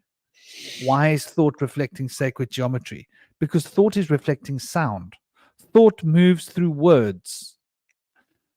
There are many ways of allowing thought energy to move through us. But when they are thoughts with the S on it, meaning beginnings and endings, they are particular symbols. And those particular symbols have particular qualities, be they the hieroglyphic qualities of an ox, and what the emotional content relates to that as it's translated into a thought becomes a sound in our mouth when we express these. And so we put these different sounds and thoughts together, and they build up composite thought forms, which we call words. And we put composite thought forms, which we call words, together, whole lots of sounds, each sound representing a sacred geometric pattern of thought. And that sacred geometric pattern of thought is reflected in sound. This is why magic is so powerful. It's why sound is powerful. It's why we understand the nature of vibration is the substance of the entire universe. So each thought carries a resonant frequency of vibration. And that resonant frequency of vibration is expressed physically through a sacred geometric pattern, which is the pattern of sound that that vibrational field carries, which we can mimic with our mouths as an idea being expressed. So when we think of thoughts, we can think of thoughts as being capsules.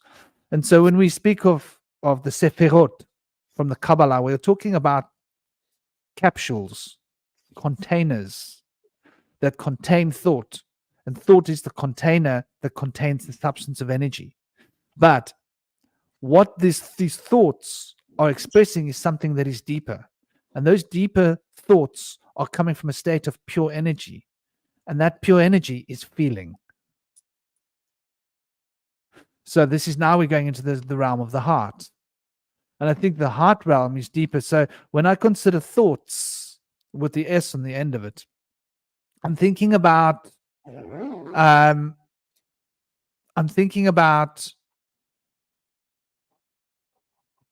the etheric shape and form of reality. And when I'm thinking of what is moving through those thoughts on a deeper level, I'm thinking of the feeling, the energy, because we can feel energy. And energy is a reflection of sound. Sound is movement. Let's look at hermetics for a moment. So if we consider the 7 principles of Hermes, it might be a good way of looking at this. So the first principle is obviously principle of mentalism. Everything is a mental field. Everything is thought, not thoughts, but thought. A single continuity of thought, which is the substance of being without beginning, without ending, that is perfect, complete, cannot be divided, cannot have something removed from it, and can have nothing added to it, for it encompasses all and is a reflection of the all, thought. So the first principle, thought, Hermes, mentalism, the entire universe is a mental product. Now that thought is complete. There can be no change. In order for change to exist, there has to be movement. In order for movement to exist, there has to be sound. So the first thing to happen then was the word. The word expressed thought, and that became the resonant frequencies of vibration. The vibration gave into account one thing, then another thing, then one thing, then another thing, then one thing, another thing, one thing, another thing, vibration, movement. So that vibration was what constitutes the sound. And that sound is a reflection of that mental plane, which can have nothing divided from it. It can have nothing added to it. It is complete in its structure of fullness, cannot be changed. So how do you take something out of something without removing it from it? You have to create a second. You have to take something out of that thing without removing anything from it, but project that thing that's been taken out of it, outside of it there. Something has to exist in two places at one time. Quantum entanglement. So the quantum entanglement then becomes the way in which vibration can come into being. So in order for the voice of vibration to take form in the resonant frequencies of space-time, there had to be a correspondence. For that which is within the continuity of thought had to be expressed outside of the continuity of thought, while not leaving the continuity of thought, because it cannot be divided. And so this created this quantum entanglement where aspects within the thought field were existing outside, small aspects, not the entirety of the thought field, just one little brick of the wall and another little brick of the wall here, another brick of the wall, creating a vibrational field. This vibrational field was expressed in terms of polarity, because it's moving, it's a wave, it's oscillating, which means it's moving from one pole to another pole. It's moving from the inside to the outside, to the inside to the outside, to the inside to the outside. But we see that visually as a pendulum, as a metaphor. But it's like a spiral coming out of itself, like a beating heart, if you want to look at it more accurately. So this then became polarity, and polarity had to embody the field of vibration. And this meant energy, because there was the movement, and we could then feel the movement. Energy then was felt. So the emotions that were being bound by the sound could then be felt as feelings. The fourth principle of polarity. And this polarity, in order to be able to come into being, had to have a rhythm. Because the rhythms of the vibrations produced the cadences. And once the cadence of the rhythms had been produced, the result of the cadence was cause and effect. Because all these different cadences of rhythm, in their own rhythm, sooner or later, some of these things are going to bump against each other. And when they bump, we have a collision. And that collision is an atom. And so the cause and effect started to produce the etheric field out of the energetic plane. And the etheric field started to come as a result of the cause and effect. And so the cause and effect produced these atomic reactions of atoms coming out of the vibrational field that is being bound by rhythm. And the rhythms that are binding it produce the cadence of cause and effect. And the cause and effect produced these atomic resonant frequencies that started to take form. And this was then the natural reflection of generation, because substance was now being generated from the etheric field that started to become substantial. We call this physical reality. So when we look at this plane of these 7 principles, we see the physical generation, the final matter. Then we see that in order for this final matter to take form, there had to be a cause and effect. But the cause and effect was effectively the shape of substance. The etheric field binds the cause and effect principle. And the etheric field binds the cause and effect principle into the substance. So the etheric is not that separate to the physical. This is why we can see the etheric with our eyes and our senses directly. And so the etheric then is a reflection of the principle of polarity, because the polarity dictated that as above must be as below. Because what is above is as what is below, this distinction between the energetic substance and the shape and form that this energetic substance was to occupy, the containers, the sephirot, as they're called in Kabbalistic law, then had to dictate the limits, the ganas of Ganesha. These 5 ganas had to produce the limits, the barriers, that we are trapped within these limitations, and space-time came into an effect as a result of rhythm. So rhythm, the lords of rhythm, as you see it often referred to in Hermetic writings, is speaking about this principle of the rhythm. Indigo, not yet. Come this side, Indigo. Here we go. There we go. There is girl. She comes and bumps over my my monitor speakers here. So when we look at the principle of pure energy, we're looking at the... There she is. Let's see if you can see her.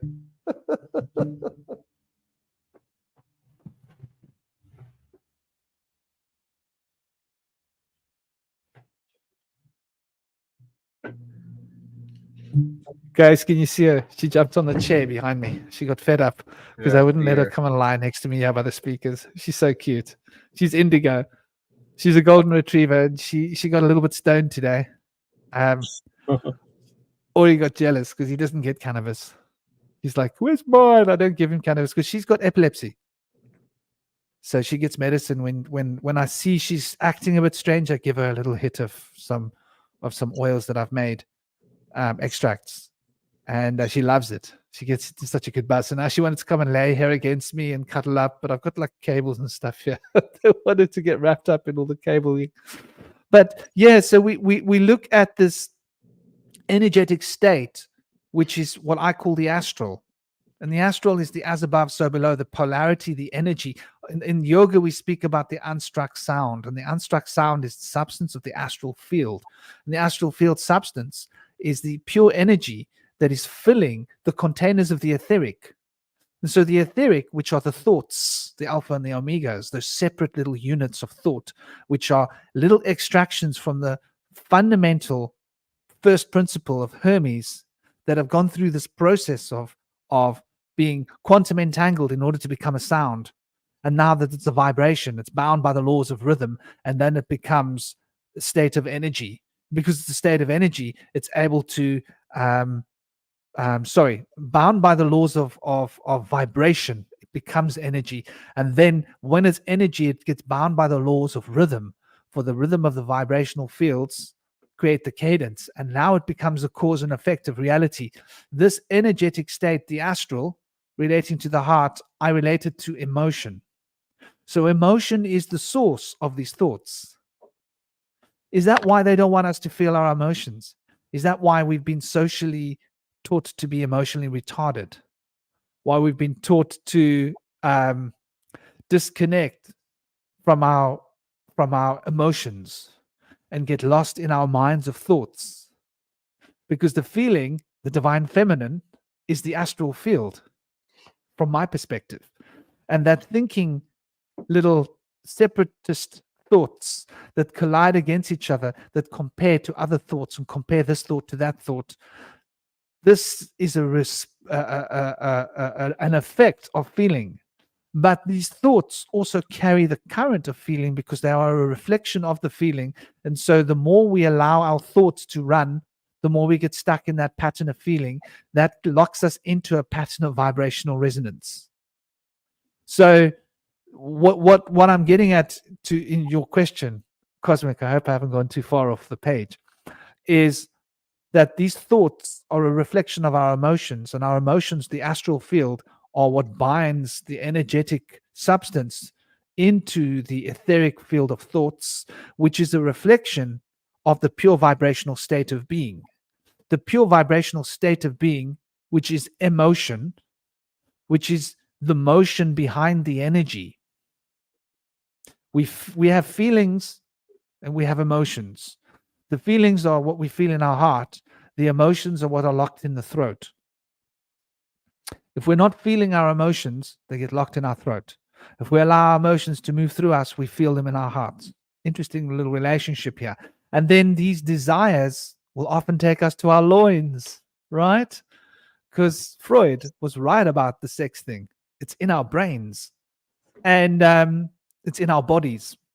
So it's very interesting that we can recognize this emotion and this thought as separate states of being, but we've been taught in modern society to repress our emotions, not to express ourselves, to that emotions are not valid, emotional intelligence is not valid, rationalism is the only thing that's valid. And this is a reflection of the causal field, and the causal field is that vibrational field, which is an expression of the quantum entanglement, which is in essence that corresponding network of correspondences that are between the pure mental state of being, thought, and the vibrational state of being that produces energy. I think it's Causal also you talk about like the idea of sort of like numbing emotions and sort of like dealing with thought. I think it's also because I think in this society we kind of see that as a kind of like a superpower or like an immunity. Like some people, they try to become very sort of like stoic and emotionless, because then it's like, oh, I can't, like, negative emotions won't hurt me. It's like a kind of like a shield. And because people feel powerful from that shield, because all this negative energy sort of deflects off of them, because they're numb, it's almost like kind of like a drug, if you will. I'm also thinking about in terms of the original Star Trek, and I'm thinking about the character Spock. Now, the idea with the Vulcans was that these are people of pure logic, no emotion, and they just kind of like think through logic. And people think that through the logos, when we get emotion out of the way, that it's some kind of a purer, that we're going to get a more pure understanding of reality. Like, I think if you think about the way modern society views it, it's almost like emotions are like this slime or sludge that's obscuring the rational kernel sort of within. But I think, like what you said, yeah, there's a sort of a missing element when it comes to the sort of this dialectical aspect of sort of awareness and being intersecting with each other to sort of create individual selfhood. And where else was I going to go through? But yeah, I think that the other factor is that it's not just that we're being indoctrinated to be emotional, but we're kind of like seduced into it. We think that by getting to this state, it's going to make us more powerful. It's going to make us more intelligent. It's going to make us more resilient. So I think there's also that dimension added to it as well.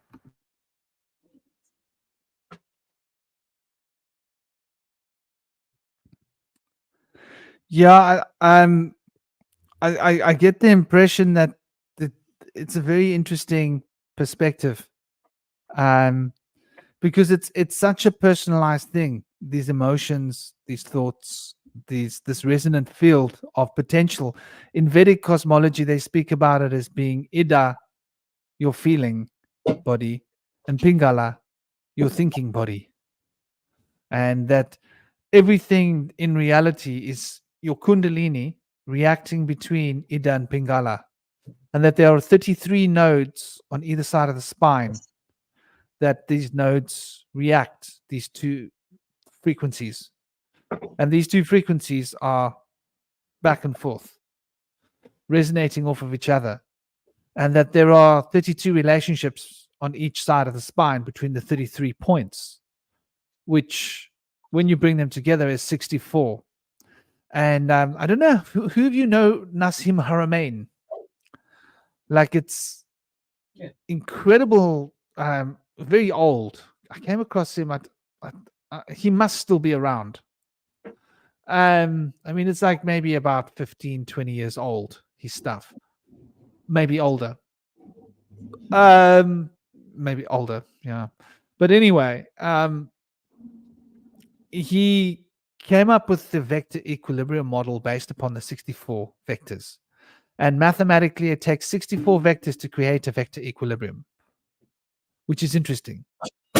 Now, my cherry asked a question here, and I'm going to jump onto it. So it doesn't reach the heart if it's spat out the mouth. I think it does. Because in order for it to come out of the mouth, the emotions have got to be felt, because the emotions are very abstract. And if you don't feel the emotions, then you won't be able to express them with your mouth, because the lungs are the instrument of feeling, and the lungs are bound to the heart chakra, which is a reflection of pure energy, and it moves all the energy around your body, the plasma energy, which carries this Shakti through your blood system. So the lungs have got to breathe in the words that express the emotions into the lungs in order for it to be able to come out the throat. So there has to be this recognition of the energy going down into the heart, being digested, and then it's not just got to go to the heart to be able to speak it, because it's emotional. It needs form. And so it's actually got to descend all the way into the lower chakras in order to get the structure of little thoughts that can be reflected with words, so that those words can then come back and be regurgitated up through the lungs and be re-exited through the throat chakra, through the mouth. I hope that makes sense. Just responding to my Cherry's really interesting question.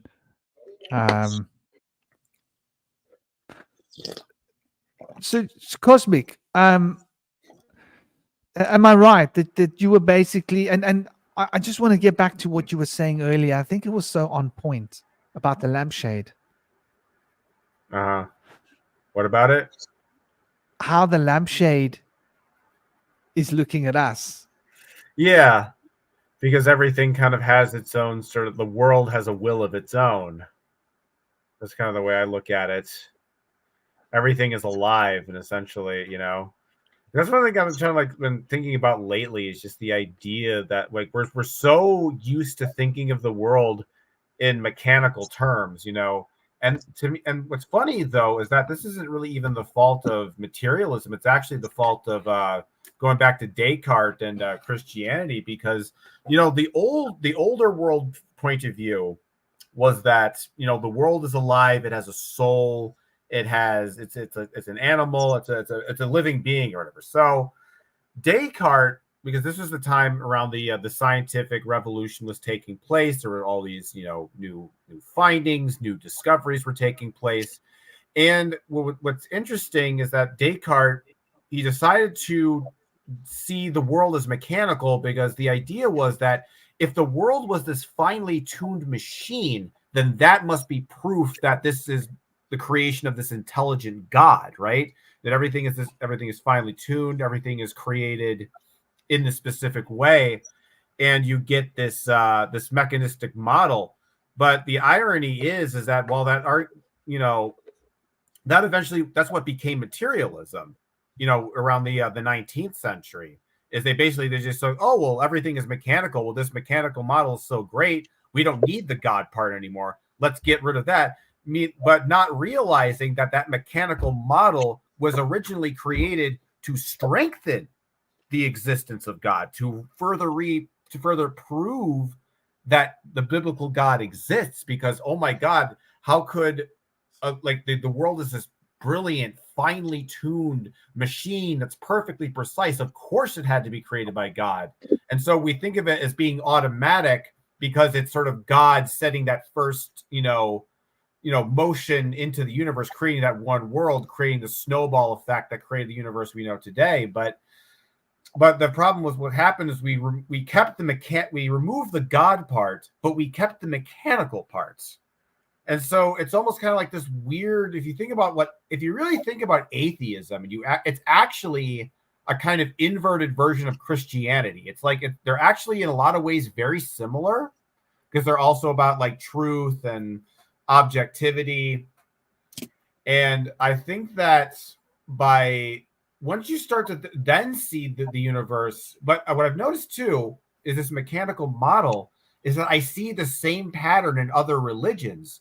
And that's why I don't necessarily call myself an idealist anymore, because I even within some of these more deeper spiritual traditions like Hinduism and Hermeticism, there is this emphasis of looking at the world as this very kind of complex clock created by God. Like everything goes through these fine-tuned, perfect cycles. But if you really want to understand the universe as being conscious, you have to look at it instead like an organism, a kind of chaotic, primordial, organic animal that explores and improvises and is spontaneous and does things that are unpredictable. And sure, there's definitely patterns too, because obviously it's not, perfect. It's not total chaos either, because organisms, they need to survive.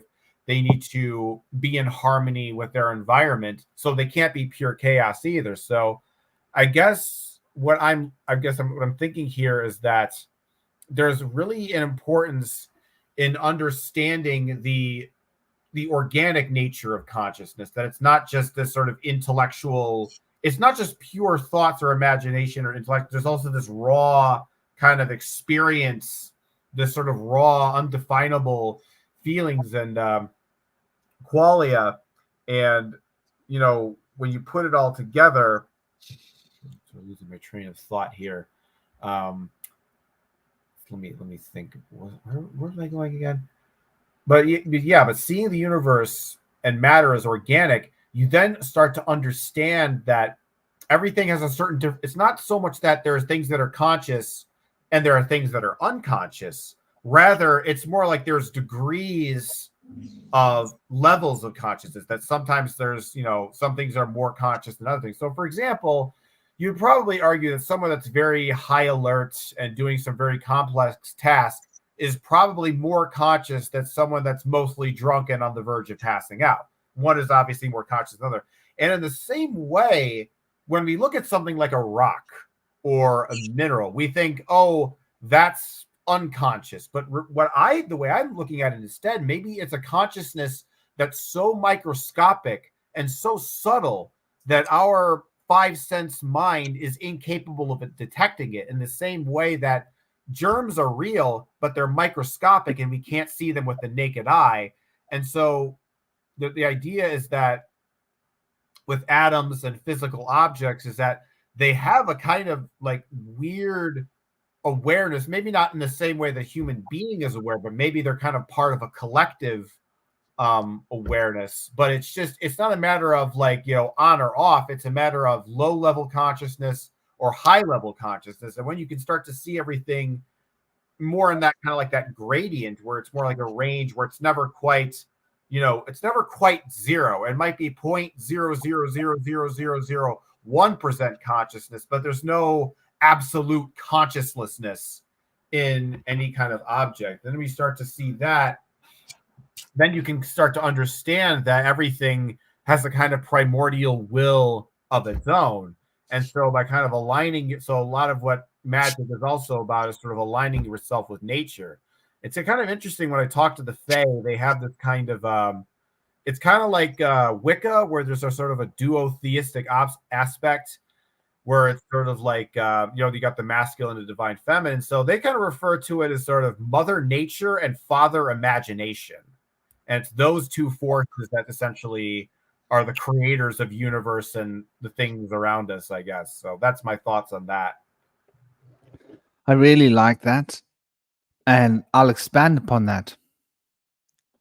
So let's just say I've been into the deep end of the pond.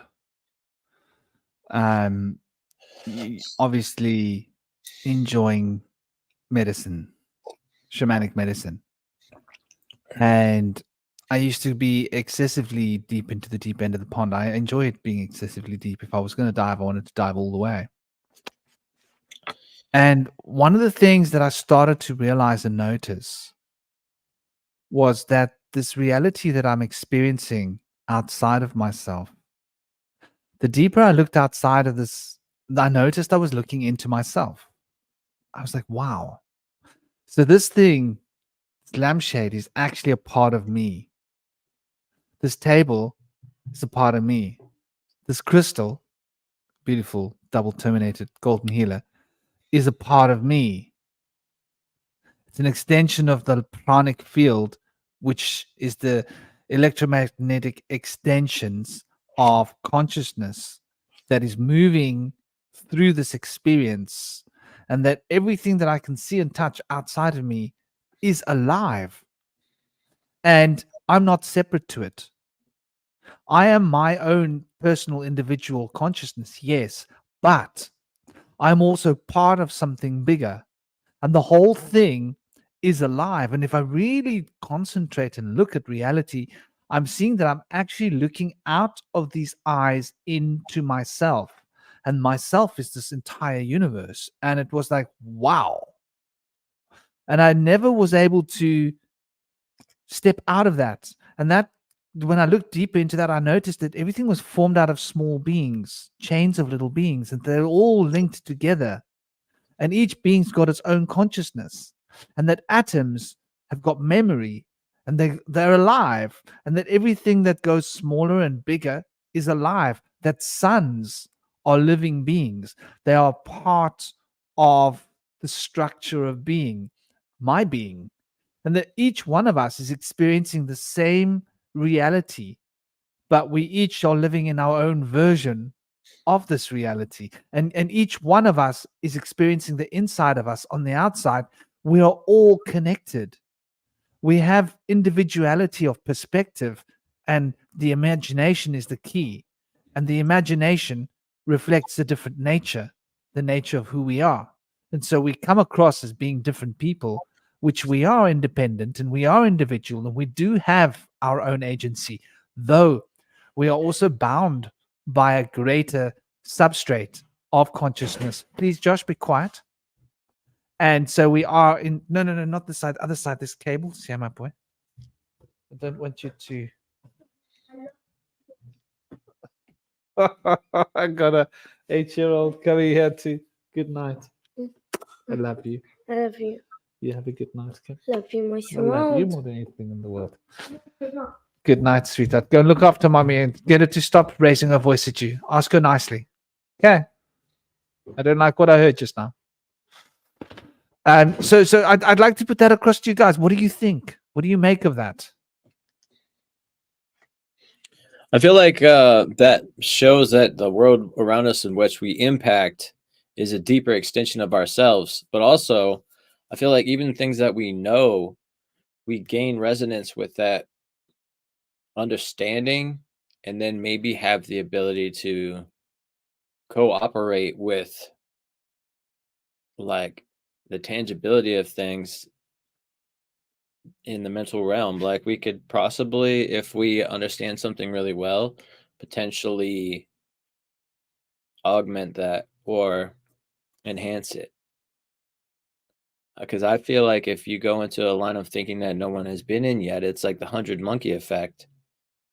You go into a deeper understanding, then it allows others to access that. It opens a doorway. So I feel like there's a lot of resonance with this whole line of thinking, and there's a lot of parallels with the Japanese religion Shintoism, where they would consider that all things have a spirit. They call it a kami. And I feel like that's definitely a beautiful way of looking at things, when you can see that everything's alive and that everything deserves honor and respect. I feel that way naturally.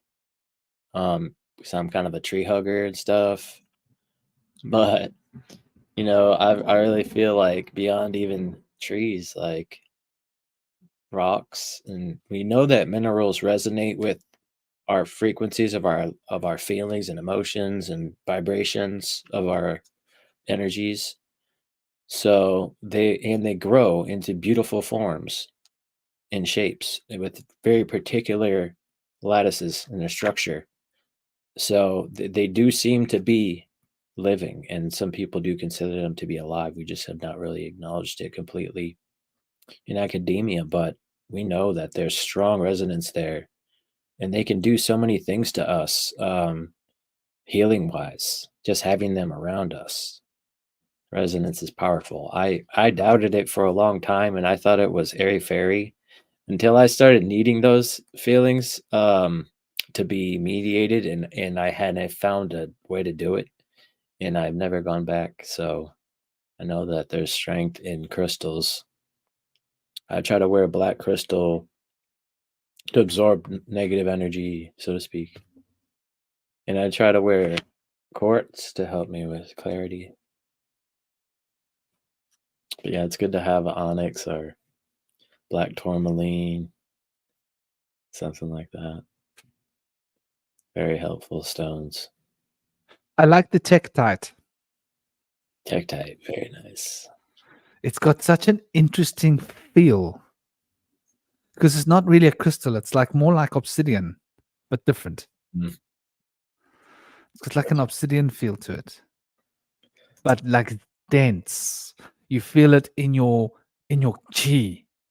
You feel it in your physical energy, and it makes your pranic vehicle more dense with density of energy. It's what it feels like it does. And I think that what you're saying is so beautiful because all of these beings are alive. And, you know, it's so lovely to be able to say that and not have everybody go, oh, this dude's a kook. These things talk to us.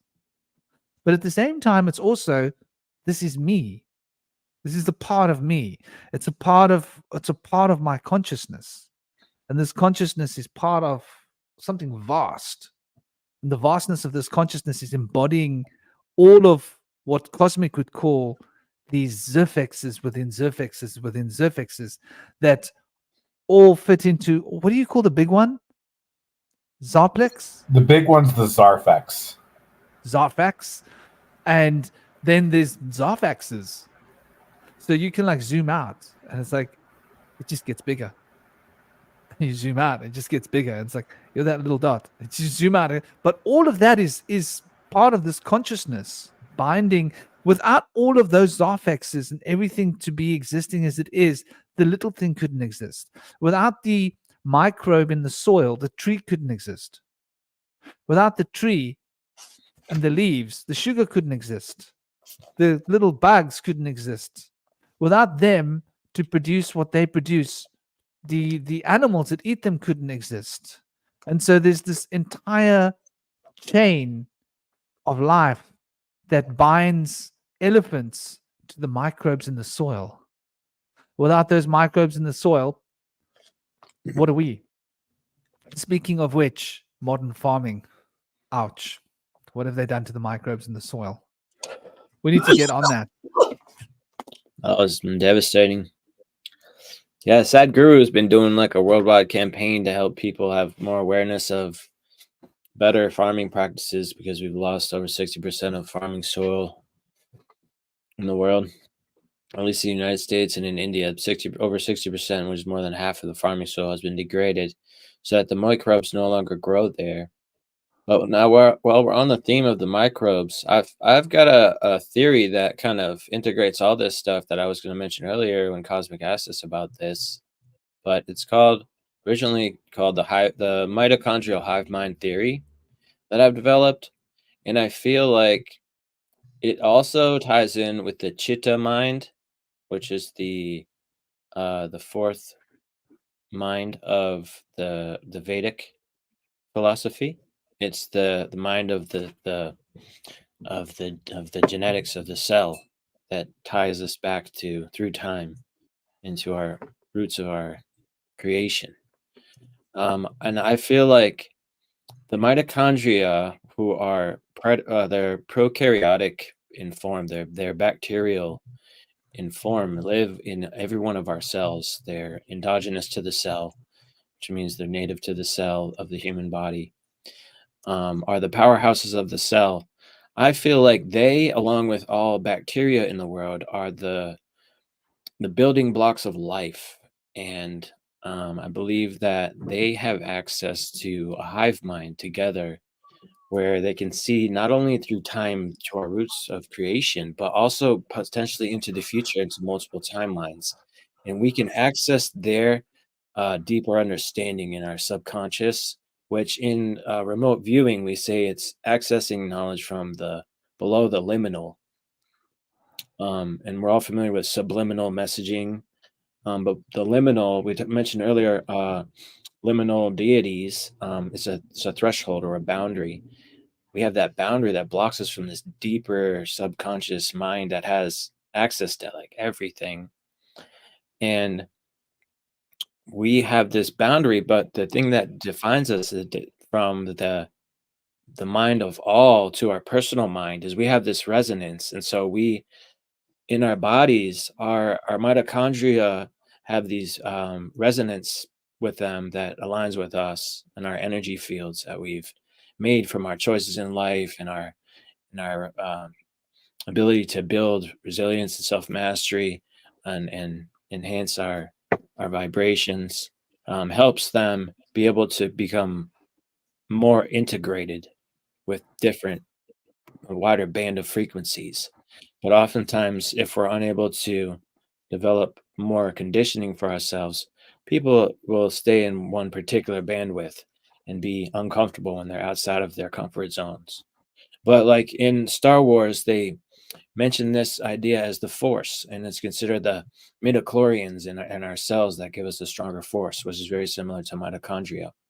So I feel like George Lucas was onto something. He studied Ayurvedic medicine and philosophy and understood the Chitta mind. So I feel like this could be like another aspect of the Zarfex. Potentially, I feel like it'd be a way of interpreting it. Whereas we have like I feel like there's different like colonies of mitochondria. They are in the it's like a kind of a colony in itself with like different tribes, and they create our energetic field and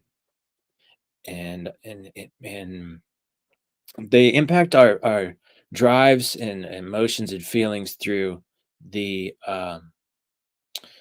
vagal nerve, the polyvagal nerve axis, through which the guts and the heart have feelings and neuronal activity that impact our mind and our emotional drives and our appetites. So it's all interconnected with the mitochondria as harboring different emotional uh, feelings in different organs of our bodies, which will be able to help us um, hold those in a place where they're stable enough to be able to be released when we can release those chakra blockages that hold us back. But I feel like there's some real power to this philosophy. If you want to learn more about it, you could check out my blog at vibetribescribe.wordpress.com. But it's all open source information, and we're working on building this project together. So Say that again, please. I'm working on building a project to explore this theory, and I'd love. Sorry. What I meant was share that in the chat, in the group chat, the link. Yes, I will. I WordPress. don't think you can send a website on the chat, but I can. You don't have to put the www on. Okay. Just the WordPress.com, because if you put that in without the www, it's still going to take you there with Google or any search engine. Right. So that's how you get around this. When you put www, all that nonsense, they start getting a bit sticky at times. DD, you were asking something. You wanted to ask something. DD, are you still with us? So if you are, please do ask your question. If I missed it, I'm so sorry. Do please let me know what it was. Namaste to all of you that have joined. Naraka, welcome back. Lovely to have everybody here. Oh, there we go. Show. There we go. Thank you, Naraka, dear brother. So, there's indies. I wish I could copy and paste it. You know, there's something about this chat that's like a pain in the butt. Excuse my French, butt pain. It's funny, you were talking about germs. So last night, I told my son the wackiest bedtime story he's ever heard in his life. It was the story about a germ called Gerald that lived on the butt of a fly. And this Gerald went on an adventure, a germ. And so it ended up being a little story about hygiene. But my point is, I was also trying to get him to recognize and realize that those little germs are important. Everything's part of a natural basis, and you can't kill everything's got its place. However, balance, in our body and our mind and our energies is when we don't get too lost in any of them. There we go, Didi. So, what was Didi's question? Let's get a look at it. During our human lifespan, we are meant to learn lessons separately. When we pass from this world and leave our flesh puppet by the side of the road, we join back together. Are we only as strong as our weakest link? Is this a lesson that we all must learn? What are your thoughts? When we leave our flesh puppet by the side of the road, are we as strong as our weakest links? I think what's meant by weakest links, and check me if I'm wrong, let me know if I'm not right, is that the people we've met along the way that have challenged us, that have caused anger in us, that have caused us to be on the negative spectrum of the emotional field? Is that what we mean as the weakest links? What are your thoughts, guys? I feel like there's all different ways of interpreting all these things, and in Taoism, that's the beauty of everything, is that there's innumerable ways to interpret what we all seem to be the same thing, but we all see it in a different way, and that's the most amazing part about it. But I personally would feel like things are carried along for us to learn lessons per se, for us to have the opportunity to either go further with that quest or be able to pass the torch to someone who will, to further a deeper understanding of things and deeper ways of being able to entertain ourselves, deeper ways of being able to create crafts and artistry and create explorations and poetry and different things. People have to be able to enjoy these things in their lives, to be able to resonate with them, and then can then go forth and expand upon them and offer their gifts to the world. But we all have our way of seeing everything, and it does not, I don't want to invalidate anyone else's line of thinking or sentimentality or prerogatives about how things should be seen or how they are, because I want to acknowledge that, I have my own personal understanding that I don't want to infringe on others. But in a way, like Franklin mentioned earlier, we're not really limited by our own personal bodies or by our own personal feelings and thoughts and philosophies. When we're exposed to someone else's philosophy, it makes an impact upon us. So whether we resonate with it and adopt it into our own understanding or not, it's gonna have some kind of an influence on us. And so I acknowledge that there's always that aspect too. When we listen to each other about different things. So I always try to help people expand. I try not to infringe upon or inhibit people's understanding to make it. All right, I got to get going here, but I'll leave with one final thought to kind of jump back on what Indy was just saying.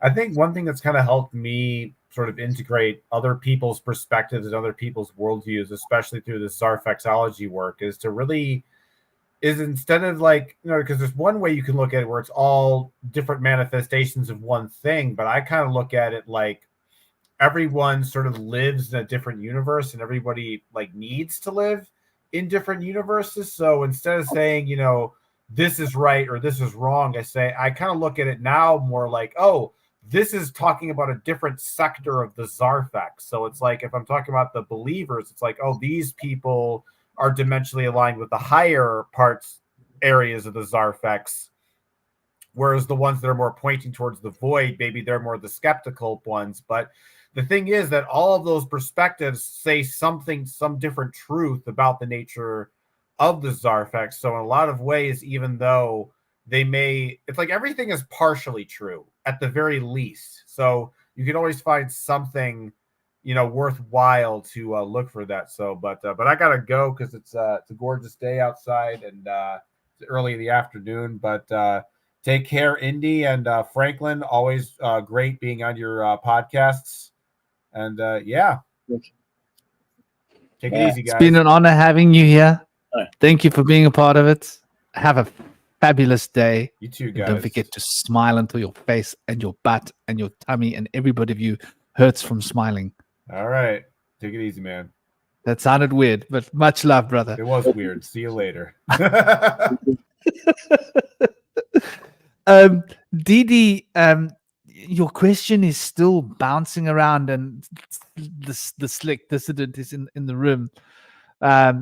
Slick's got a lot on. His plate is full, and he's digesting full plate. He's got a big mission. He's got a lot of things on his plate. He's got a lot of things coming off. So check out Slick's channel. He's very slick.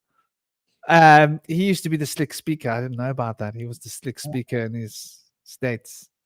But Didi, getting back to your question,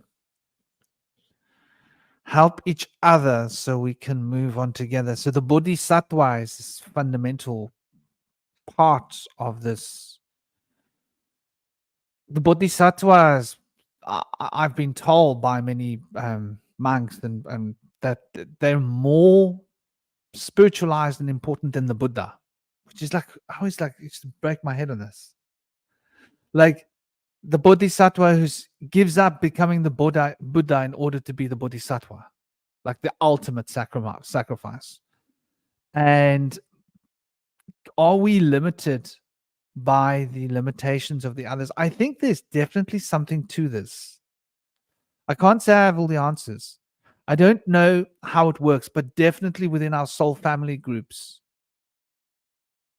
I would say, within our family groups, within our soul family groups, within our genetic groups, within all of the patterns that we're in, there definitely seems to be. Are you with us, dear Indy? Oh, you are. Good, good. I thought your camera was freezing. You were just in a deep trance. That's beautiful. I definitely think that there's this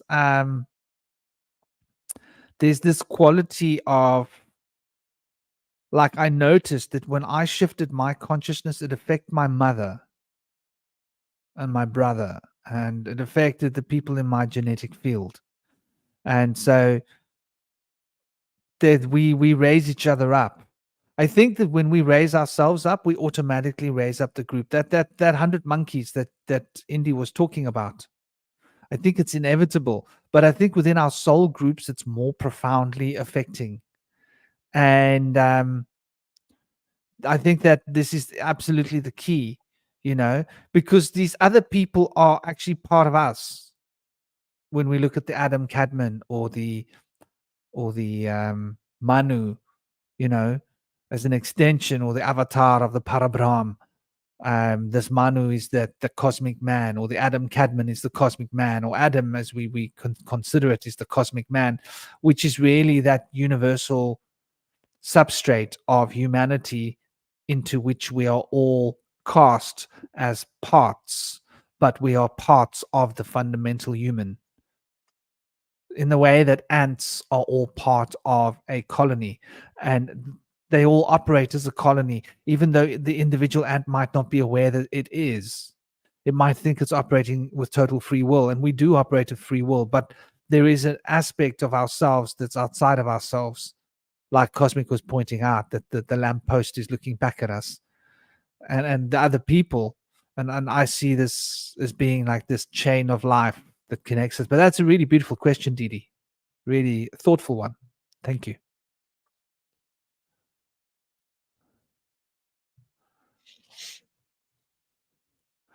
Spirit vision. Ooh, spirit vision. What are your thoughts, brother? Went into some spirit vision unexpectedly the other day. I think there's messages trying to come through.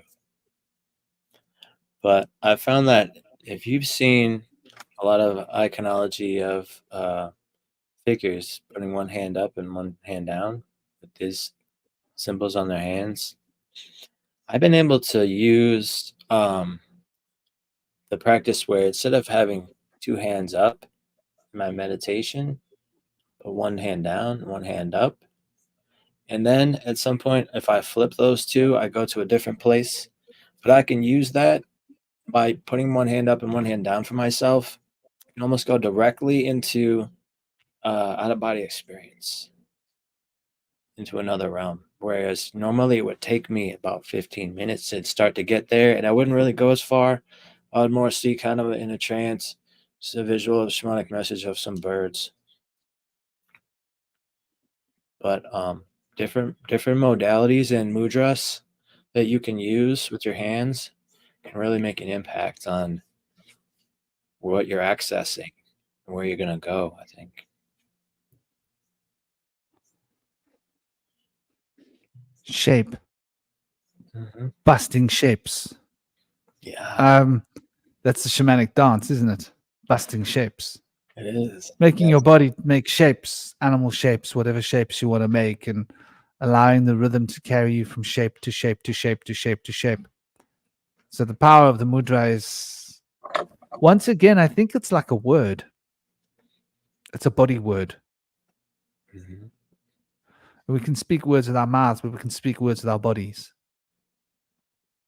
And when we speak words with our bodies, it comes directly from the heart because we feel the shape. Yeah. It's a pure feeling. And it's like an expression of pure energy. Because it's so formless. It can have so many interpretations. You see someone standing there like this.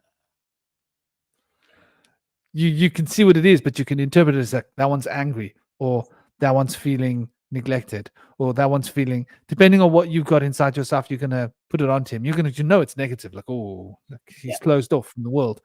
But what does it mean? And meaning when it comes to shapes is really interesting, how we personally inflict our perception and our awareness into meaning through meaning, and sort of makes us really consider just how subjective meaning is. Words seem to be more encasing. Yeah, I feel like the shapes we choose are subjective, can be seen that way. Much like when we choose to read a pendulum, you have to kind of create your own real language of understanding it. And so if you're going along with what somebody taught you how to interpret it, that might not be an accurate way of doing it. But if you go through and look at what it's saying and ask basic questions and see which way it's going, you'll see which way your body chooses to make that language work. And I feel like it's the same with these mudras. Like when you choose a form to embody some kind of a ideal or some kind of an emotion, your body recognizes when you go back into that shape that you're accessing that channel of thought, that channel of feeling. And so it becomes like a place where you can, it's a key to a doorway where you can go back to that place. That's how I feel it is.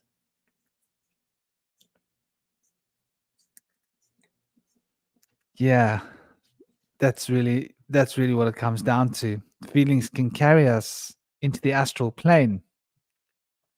And so you mentioned Star Wars. I can't say enough about Star Wars. Love Star Wars. Like, if you really want to get like really bloody good training, go and watch Star Wars. Those small clips where they're being taught to like close your eyes, reach out with your feelings. Just do that. Close your eyes. Do it. Everybody try it. Feel. And now reach out with your feelings.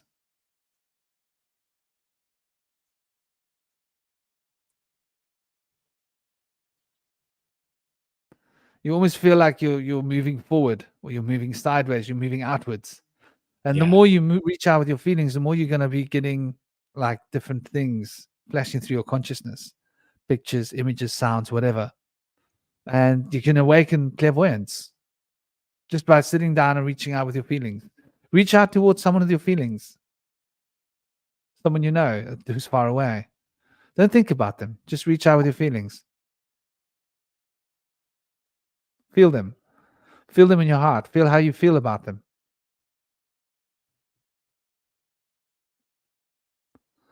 And you'll reach a point where something comes back to you, like this thing's bouncing back. So, oh, what's this? That there's this real power being expressed in something so mundane. Rob is reveling in his meal. Rob, I'm like you. I revel in my food. Oh my gosh, I revel in my food. Mexico will tell you how I have a love of food. I love cooking. I don't like going to restaurants. I'm always disappointed. Yeah. When I make my own food, I sing, I enjoy it. Oh, I've got this really nice knife. Mexico gave me a really nice knife. Oh my gosh, it's like one of the nicest knives I've ever had. Such a beautiful Japanese handmade blade. And I'm like, oh my gosh, it's like my katana, you know. Something blades you just love. Like, I love my katana and I love this knife. So now when I cook, I'm like, I had German steel before, which I like. Don't get me wrong. Good, practical, German big knife. But yeah, for me, I love cooking. If the food industry wasn't such a mess, I'd probably love doing it. But you know, like I worked in that industry many years ago, and it's just too stressful. Restaurants, it's just too stressful. Bloody hell. After working in the kitchen a while, I started to realize why I don't really want to eat at restaurants, because not because it was dirty or anything, just because they use ingredients that I would never cook with, like canola oil and stuff all the time for everything. And it's just, I'm just like, oh God, no, I don't need inflammatory everything all the time. Sometimes I can go out and eat it sometimes, because you do need, all different types of oils, except for hydrogenated. You do not ever need that. But yeah, I've started to appreciate cooking at home, and also I like things really spicy, and I'm always disappointed when they try to spice things up. Unless I go out for Asian, they can usually hit it sometimes. Because I've got an 8-year-old, I don't eat spice. Yeah. But I love my chilies. But I don't allow myself to eat chilies all the time. Like, I haven't had chilies in like a couple of weeks. I got these chilies from Mexico. They were the best chilies I've ever eaten. I got like a big bag of them. I ate them all in like a week and a half. Whoa. Finished. Oh, but I eat them raw. Yeah, it's the best. Put them on the side of the plate. No, I needed a separate plate. I can be really like cheeky when it comes to chilies. I can eat like a handful of chilies with my food raw. I just eat them on the side, like take a chunk of a chili and eat a chunk of chili. And Awesome. so I'm right with you when it comes to spice. Doing a chili and a tomato in my garden. It's great. Plus I have some greens. I have like some basil and some nasturtium. Are you familiar with nasturtium? I'm not that familiar with it. What else is it called? But they're very cool. They're kind of spicy like arugula, and they have a round leaf. And the flowers are really cool. They kind of look like an orchid. They're usually yellow to orange, maybe red. And they're edible too. They're delicious. The flowers are a little sweeter, but they're all a little bit spicy. Ooh. They grow really easy. It's kind of like marigolds. They usually do it for little kids. So we did it at the farm I worked on. The kindergartners would come around. We would teach them to grow nasturtiums. They're fun. And they're delicious. That's interesting. I actually need to get another box going. Sadly, they've hurt the baboons where I live. They've splintered up the pack. I had some grow boxes here. I've got limited sunlight just because of where I am, and also I'm by the sea, so I'm right near the sea, the salty air. Not always optimal, but I had some good stuff growing here. But the baboons would come, and they would trash it. But I still loved having the baboons here. I'm sad that they're not coming because I miss them. I have to go and see them on the mountain now, and there's not many of them.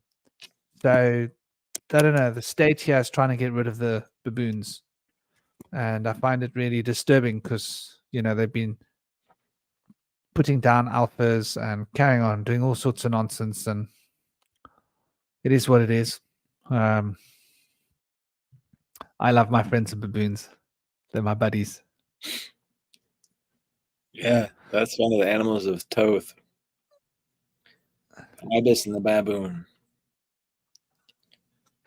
No, I said to Rob he was ripped off because he said he paid $130 for a plate of food. I thought, to me, that seems a little excessive.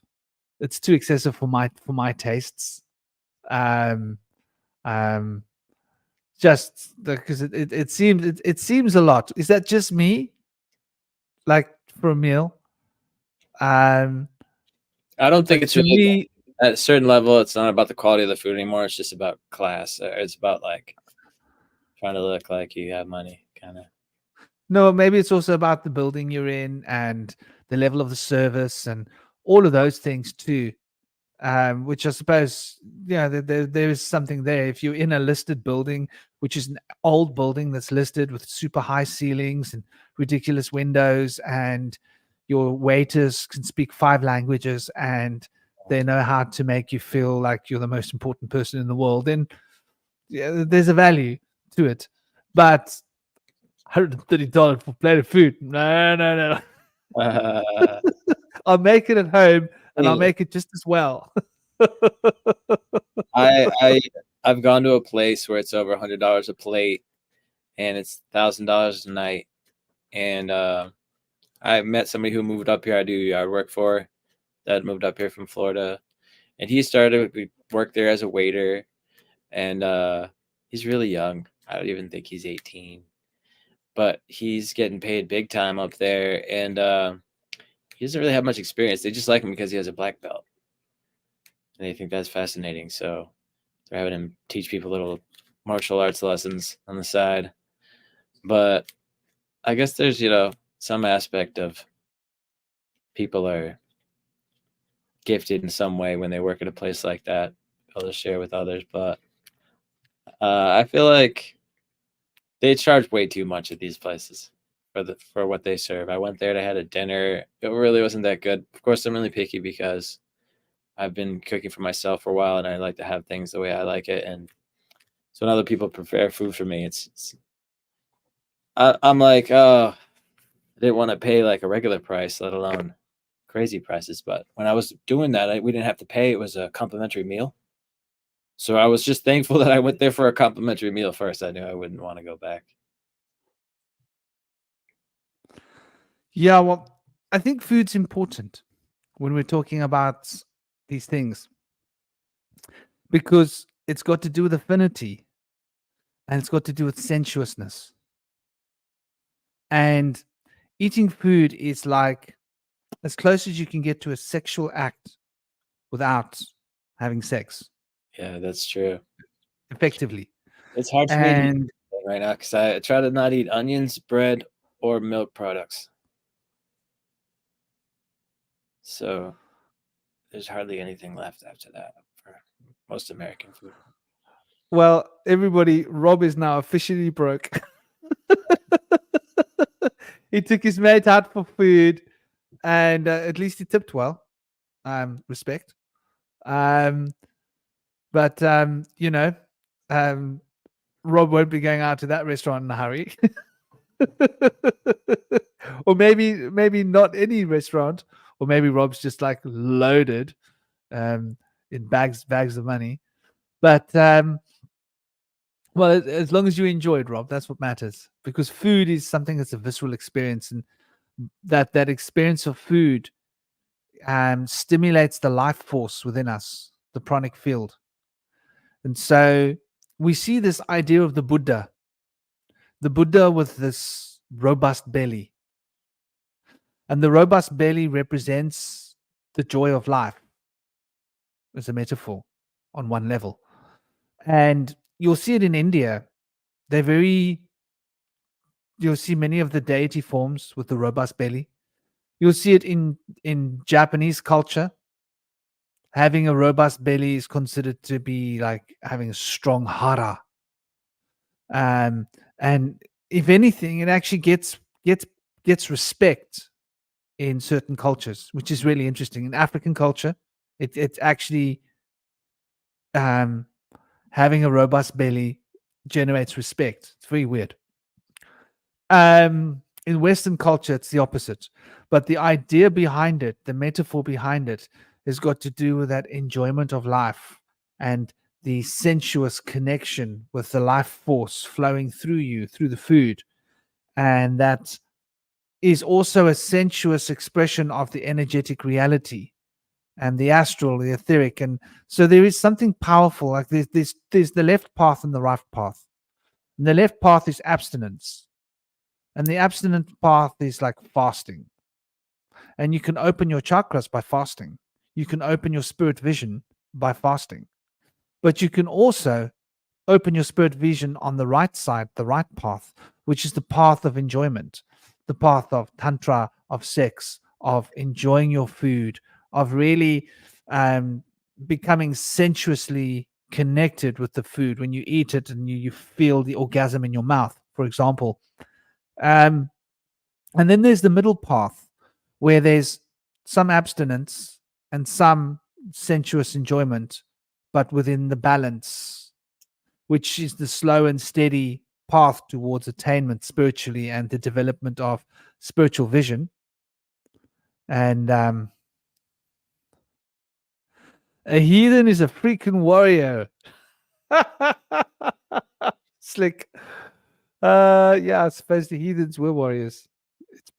Well, like, weren't the Norse people accused of being the heathens primarily?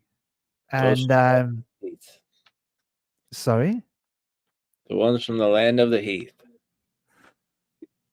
The north. land of the heat. The heath. Oh, the heath. Interesting. Yeah. So that, I think there's very much you see very much a part of the warrior culture, because it's coming from like a harsh land, northern Scotland, Ireland, the Irish. I come from an Irish lineage of boxers. I think like being a boxer is like part of being an Irishman, or am I wrong? And the Norse are pretty much warrior minded too, and the Scots also. Anybody that comes from a harsh climate, except why is it different in Europe? It's weird. Like some parts of Europe, it's very harsh climates, but the people are not like that. Maybe because they had abundance, like Switzerland, for example. The Swiss tend to be very mild and chilled compared to some of the other, But I suppose the Swiss have always been rich. Maybe they always had lots of nuts and seeds and things to enjoy, so they didn't have to fight for what they got. They didn't have to go out and be, battling the elements to make something grow. But yeah, so the sensuous path towards developing ESP, towards developing spiritual vision, I think is as valid as the path of fasting. I've done a lot of fasting in my life, and I used to fast for long periods of time. And I should probably do some fasting again. It's probably a good idea. I think it's very healthy to fast from time to time. But I used to overdo it. And because I would get addicted to the high of the ESP boost that I would get when I was fasting. So I think that's something to look at. We do these extreme practices and we get so high that we feel like we're on DMT or psychedelics, and we get addicted to that high. Have you noticed this in yourself? Yeah, I noticed that bread and cheese makes me high, but I'm lactose intolerant, and the wheat is terrible. I have predispositions to cancer that the wheat could aggravate. Plus, it makes me angry. So I feel like the high that I get is a sign to me that this food is poisonous and it's trying to tell me to stop eating it. That's how I interpret it. But I noticed that I don't really feel full from other foods like I do from bread and cheese. And I feel like there's a reason why it makes you want to stop eating it and makes you feel full into like a sleepy trance. It's like, go to bed, stop eating that crap. That's what I think's going on. I don't know. I feel like, particularly in America, the gluten is just too much in a lot of the bread and stuff. And the Monsanto that's in the grains is the real problem. So I feel like my body's trying to cry out to me, get away from this Roundup. Why are you eating that? But there's something there. There's something going on where I can't be around the bread. And everything's bread here. It's breaded, bread on the side, in bread, sandwich, pizza, quesadilla with wheat. Everything's bread, this and that. So luckily I'm trying to fast more. And so I could hardly eat anything. So I have to fast like all the time. And I try to carry trail mix with me And even though there's nitrates and sulfites and preservatives in the dried fruits and stuff, but can't get away from everything. But it's good to be able to eat less. And I found that when you eat too much, in studies with animals, that animals that eat too much have a very short lifespan, whereas animals that eat seldomly tend to live much longer and stay younger and healthier at a later age. So I became a father in my mid 30s, so I want to try to stay younger, to be a part of my son's life. Yeah, man. Yeah, I've been looking at that myself because I have this love relationship with food personally, which I should probably look at. And I don't drink, I don't smoke cigarettes. I even took cannabis off the register. It's a big one for me. Just because I don't think it's healthy. You know, smoking it's not healthy. Even eating it, I don't think it's good for the gut. I think whichever way you imbibe it, I've noticed if I eat it, it makes the gut feel a bit different. If I smoke it, it makes the lungs feel a bit like not so nice. Even if you're vaporizing it, whatever way it goes in, it's like leaves whatever organ it's gone through it feeling a bit dirty. Which is a bummer because I've got like 2 grow rooms and I've got the best genetics in the world. I've got a whole tray of genetics. But when the time is right, I'll put a couple of plants in and I'll be measured.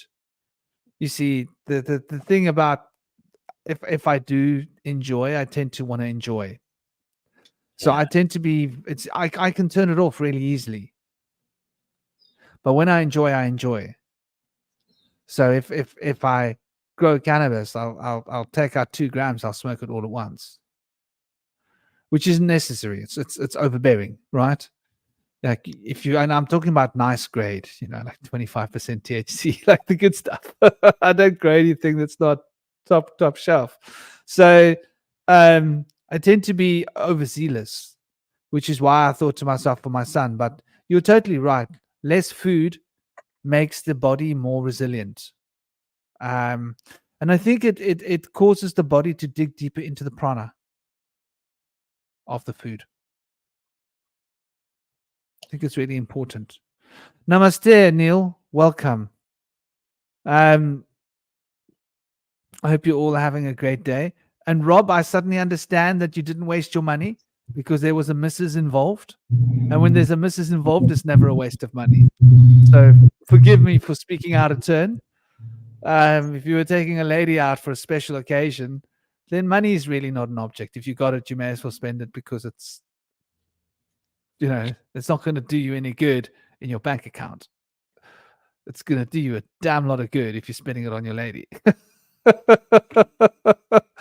You'll be enjoying much more than just the meal. And so will she. So, there's something to that. Yeah, man. Why no onions? I had some Hare Krishna friends, and they told me they never eat onions or garlic unless they're sick, because it's really good if you wait until you're sick to use it. It'll be more effective. It's anti-inflammatory. It'll help you rest. It kind of clouds your mind, so you're not thinking too much. And it can make you feel good, enhance your libido a little bit.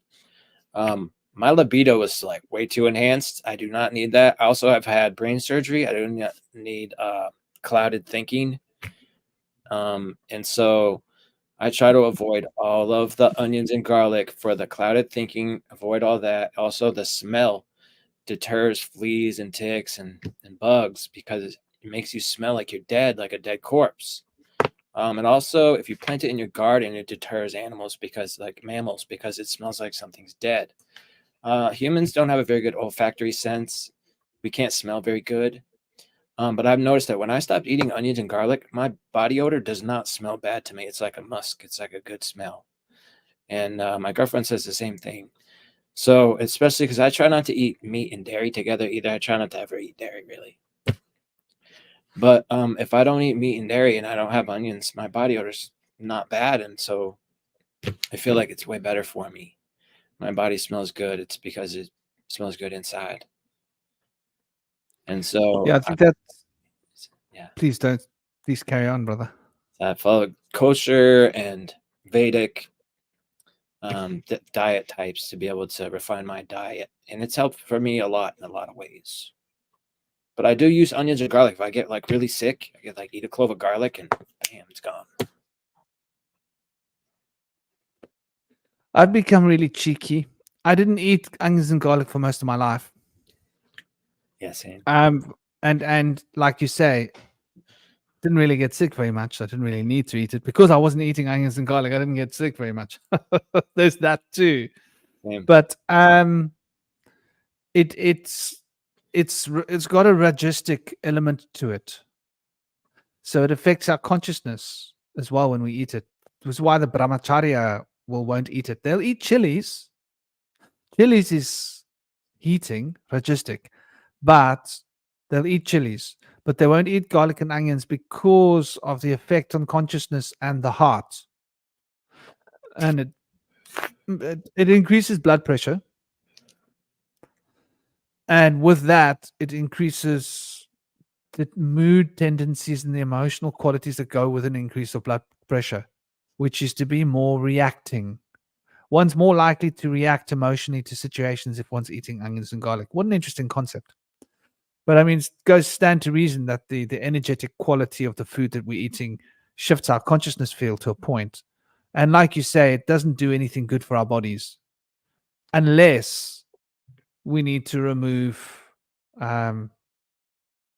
foreign invasions of beings that are invading our body, at which point the antibiotic qualities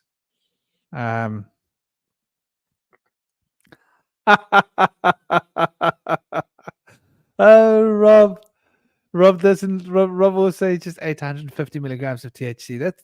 That's a reasonable hit. That's a reasonable hit in anybody's book. A single hit. It's a good single hit. That'll get you working. But yeah, I think that there's validity to the not eating the onions and the garlic. And I don't think it's just old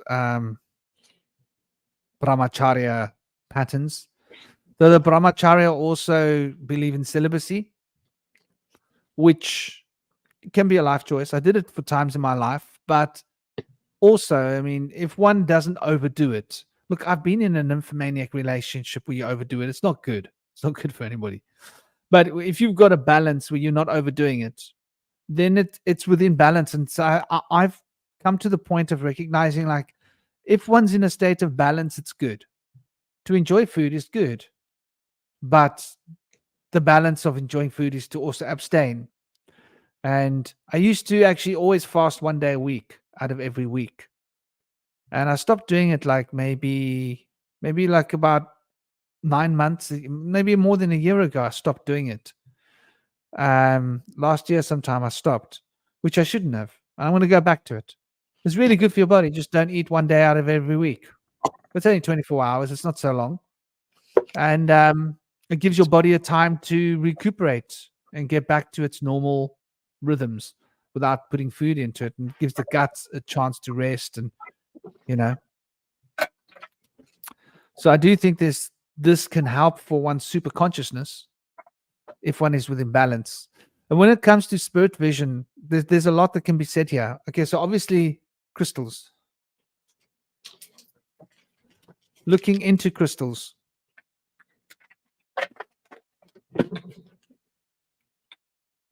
can develop a deep state of concentration where one's imagination can start to produce images.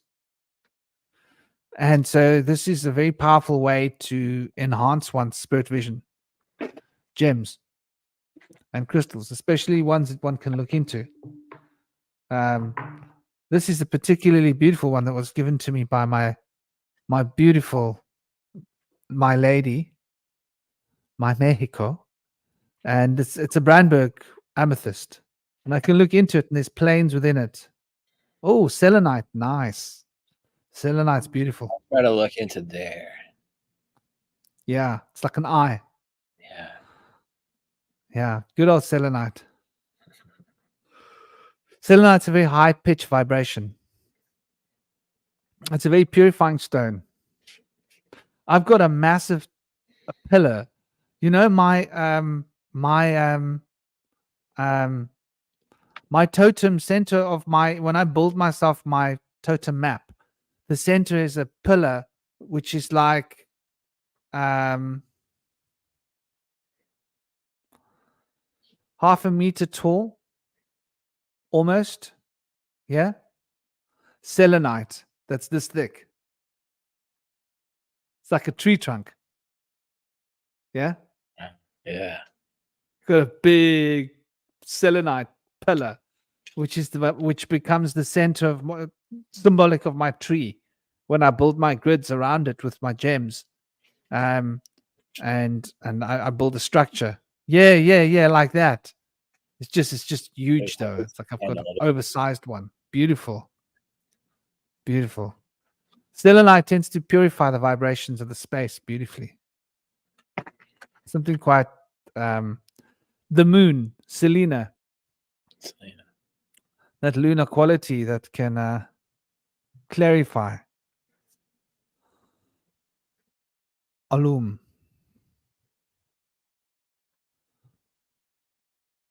Yeah, Rob, garlic and onions, they do have their qualities of taste and enjoyment. But I sometimes don't cook with them. I don't always cook with them because they're not actually good for you. They're not actually healthy.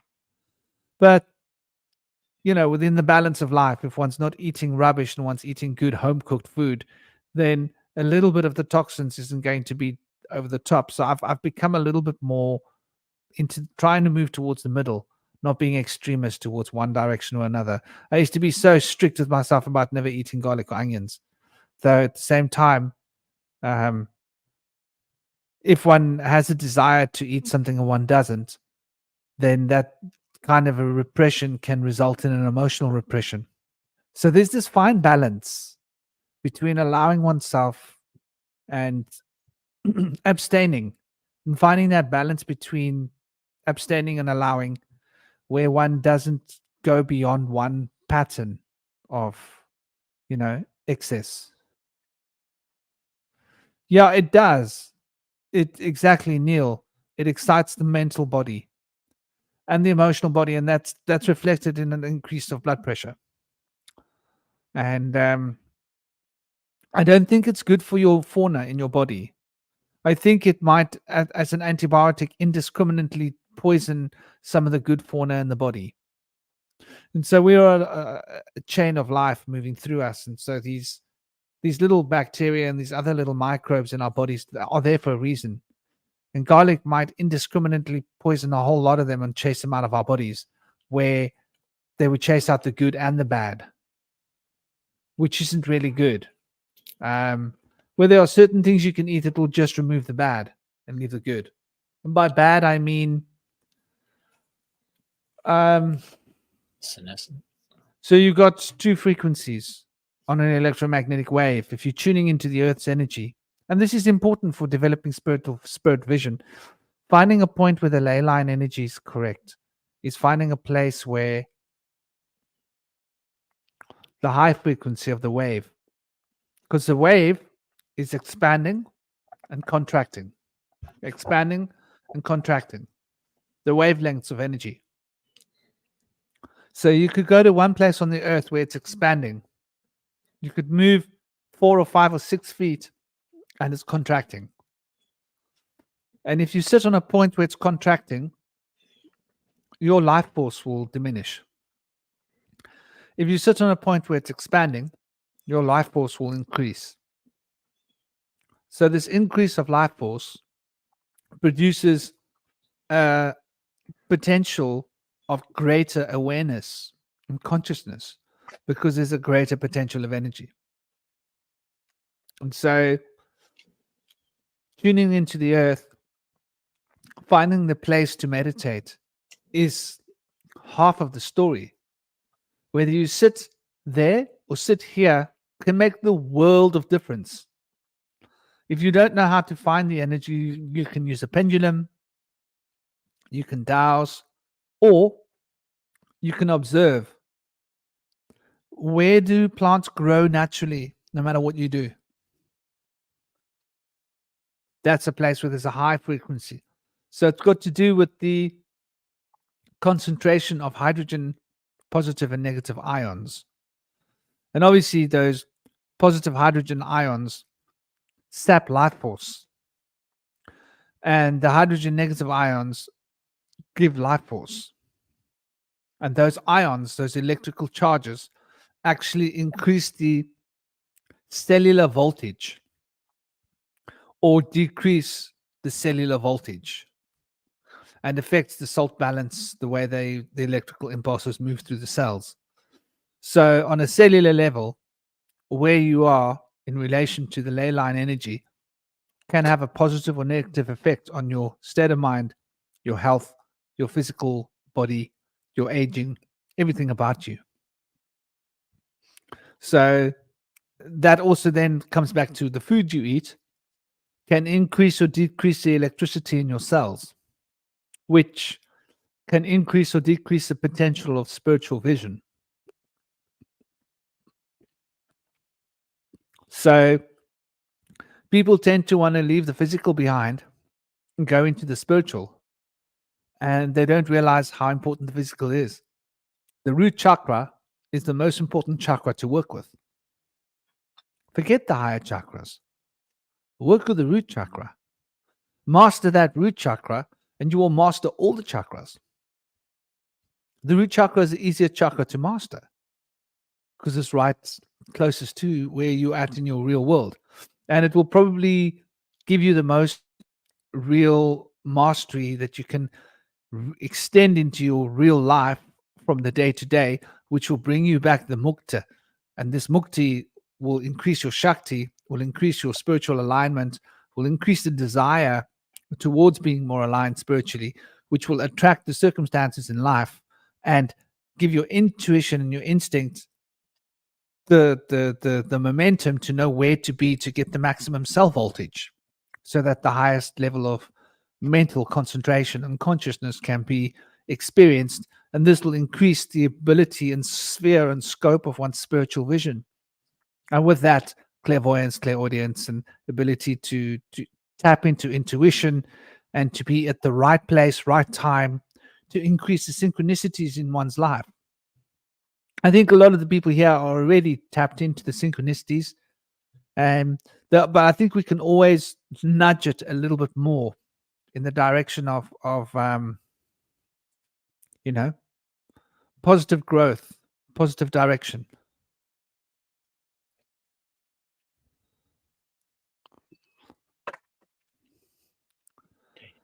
All this talk of food has hit my cherry on her cherry. She's ready for her cherry. Well, my cherry, I hope you're going to enjoy your cherry. Sending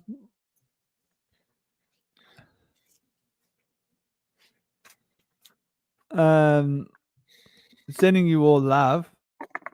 Mexico, yeah, Mexico with the crystals. I know how Mexico loves crystals. Speaking of which, yeah, crystals. I think we come from a crystalline form. What do you think of that? Evolution. Could there be in a time when we were crystal beings? Like crystals in rock? Yeah, I think so. I feel like the Hindu understanding is that we took on like kind of an imaginary form first before we became embodied in a physical form. And I feel like my mitochondrial hive mind theory that we communicate with, and people communicating with different spirits and the different forms, whether it's an angel or alien, Pleiadian spirit, whatever it is. I feel like there's different aspects of our mitochondrial hive mind that embody a form that looks like something that we recognize. And so when we communicate with a form that we see as something humanoid or whatever, that may or may not be from another place. It might be from within us in a deeper state of ourselves, a deeper aspect of ourselves that's more interconnected to the all, one and all. So there's that. I feel like that we all have that deeper connection to these embodiments of wisdom that are a deeper aspect of our higher self. Whether that's going to be seen as being able to go back and commune with our ancestors of our ancestors, spirits, or being able to communicate with our future self, past self, beings from another realm, beings from another dimension, beings from another galaxy, planet, whatever it may be. I feel like that's powerful to be able to access the guidance from another liminal deity to help us pass these boundaries to explore deeper aspects of ourselves.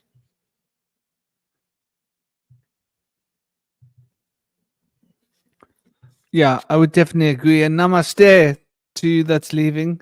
Dear Cherry, enjoy your food. And Mexico was saying about muscle testing. There's something in that. You know, it's a good way to tap into the electromagnetic field expressed through the body, which is expressing the pranic field. I hope you enjoy my Cherry. Enjoy it. Tapping. And you know, there are a lot of ways that we can engage, and kinesiology, I think, is an up and growing thing. Obviously, Mexico is a kinesiologist, so that's her heart's very close to it. But it's a powerful technique. I suppose when you're using a pendulum, that's sort of kinesiology in a sense. It's a form of muscle testing, if you want to look right at it. And if you're using metal or wooden bars, and you are What's muscle test? Well, muscle testing would be there's certain exercises that they do, the kinesiologists, that they'll do tapping, and they'll test different parts of their body, different meridians in their system. Okay, tapping. Answers. That's what it was. And they'll ask a question. And there's different kinds of muscle testing. Maybe we should get Mexico Anya to come and tell us. Yeah, I think their first good here is She should be on here one day. One day. Feeling tapping technique. EFT. Is that the same thing? It's not quite the same. I think kinesiology, they also do like resistance and different forms of to see how the body reacts. Okay. Because the body's got its own sort of programmed reactions that will come out. And if you're watching for the cues in the muscles, they will be reflected. So like some reflexology in there. Where is Aaron? Did Mexico ask where's Aaron? Muscle testing, not tapping. Okay, so kinesiologists don't use the tapping. The EFT uses the tapping. Right. Kinesiologists use the actual testing of the muscles, like certain kinds of locks, certain kinds of forms, seeing what kind of reactions will come out of it. Aaron, by the way, for those that were asking, he's busy moving house. He has been. So he's getting his new space sorted out, getting himself set up, all of that. Yeah. Hope everything goes well for him. Yeah, that's interesting. There's tapping, there's kinesiology, which explores like reflexology of the muscles and joints, and then there's people that can do iridology, where they can read your iris of your eye and be able to tell what's going on in your body. Also, people can read from your tongue and tell what's going on in your different organs from your tongue. You can also do that from your ears, your hands, or your feet. So it's amazing how much you can tell. I'm reading a book about Taoists in Vietnam during the communist uprising called The Uncle of the Mountain. And they can do everything from feeling the pulse. They can tell from your pulse what's going on in different organs in your body and all kinds of different things. So it's amazing. Once you've been able to start to listen to the body, there's so many different places where you can hear all the messages. And I can help you. Yeah, exactly. So this is the root chakra. Mm-hmm. And listening to the language of the body in the root chakra as it's expressing what it's telling you on deep. Um, And I found that like breathing into an energy that you're trying to heal, breathing energy into that area can be really helpful. I've been able to do that and found it to be extremely effective. But I wanted to get back to what I was saying before. I kind of lost track of what I was getting at, but please do. I feel like there's an aspect in which we were like in mentalism, the first principle of Hermes, or Thoth, that mind came first. I feel like we were kind of embodied as like an imaginary form first before we became embodied here and now as the physical form that we are. And so I feel like that started with the mitochondrial hive mind, which is not the source of the mind, but a recipient of a higher mind, and able to hive mind exchange that information amongst themselves in a collective mind. So that maybe they've designed throughout different realms, throughout different solar systems, are able to cater themselves to the different environments to grow up into these sophisticated webs of life that are able to commune with one another in a deep harmonic balance. And I feel like I've been able to channel information that life here has come from the gas giants, where there was previously there was suns. Saturn and Jupiter were suns at some point, maybe brown dwarfs, but that there was life there, and it still exists in their moons. I was going to mention earlier that Janus, the holder of keys, is one of the Saturnian moons. And so they're going to be they're trying to launch missions to go explore the ice moons to see if they can find traces of life under the ice sheets there, which spray out of geysers 200 miles away from their poles. So if there's life there, it's being propagated from those geysers throughout the solar system, which is amazing. But I feel like in a lot of ways, we become like who we imagine ourselves to be, a lot of times. And I've seen people that said, like, I chose to be like this and act like this, and I just became who I acted like. But I feel like there's a big aspect of acting in life. We act like we want people to see us, and life's like being on a stage. But my nakshatra in Vedic astrology is centered around Rahu, who is the Vedic god of the ether and imagination. And so my moon chakra, which my moon zodiac is Scorpio in Western astrology, but it's Swati nakshatra in Vedic. And so I have the ability to imagine completely new stories of how to interpret things. But in that, I can also understand and resonate with other people's stories, and with the morals of the stories, and the background of the stories, and the big picture of it all. So it's really easy for me to get really into. When I watch a movie or read a book, I get fully enthralled and involved in that, like it's its own world. So I have that ability to be able to, with my imagination, be able to explore these different worldviews and understand and comprehend them independently.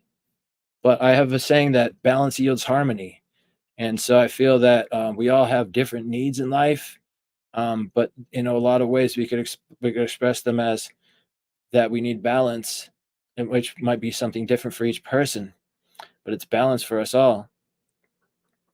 And so for those who don't do enough meditation, it can be really hard to get into doing things that you don't resonate with or that are difficult. And meditation can be one of those things to really go far. In the beginning with meditation, can be difficult, but you'll feel the rewards even if you don't have like some kind of mind-blowing experience in meditation. You're going to feel the reward afterwards of a calmness. And so it really kind of will pull you in. If you start to begin a practice of meditation, it'll really draw you in, and it can really go far if you stick with it. It's helped people a lot be able to tolerate stress and things. Yeah, I think meditation has been because there's so many people doing so many different things. Like when you look at what meditation is, it's in the word. It means medium, Yeah. in the middle. Not this way, not that way. So meditation is automatically moving towards balancing polarities in one's body, in one's consciousness, and balancing the polarities, whatever one's polarities are, produces a sense of harmony. And harmony produces a sense of peace. Peace produces a sense of well-being. Well-being produces a sense of health. Health produces an increased potential of consciousness, awakeness, awareness, and this produces a greater potential for learning and a capacity to understand and reach into the heart of wisdom.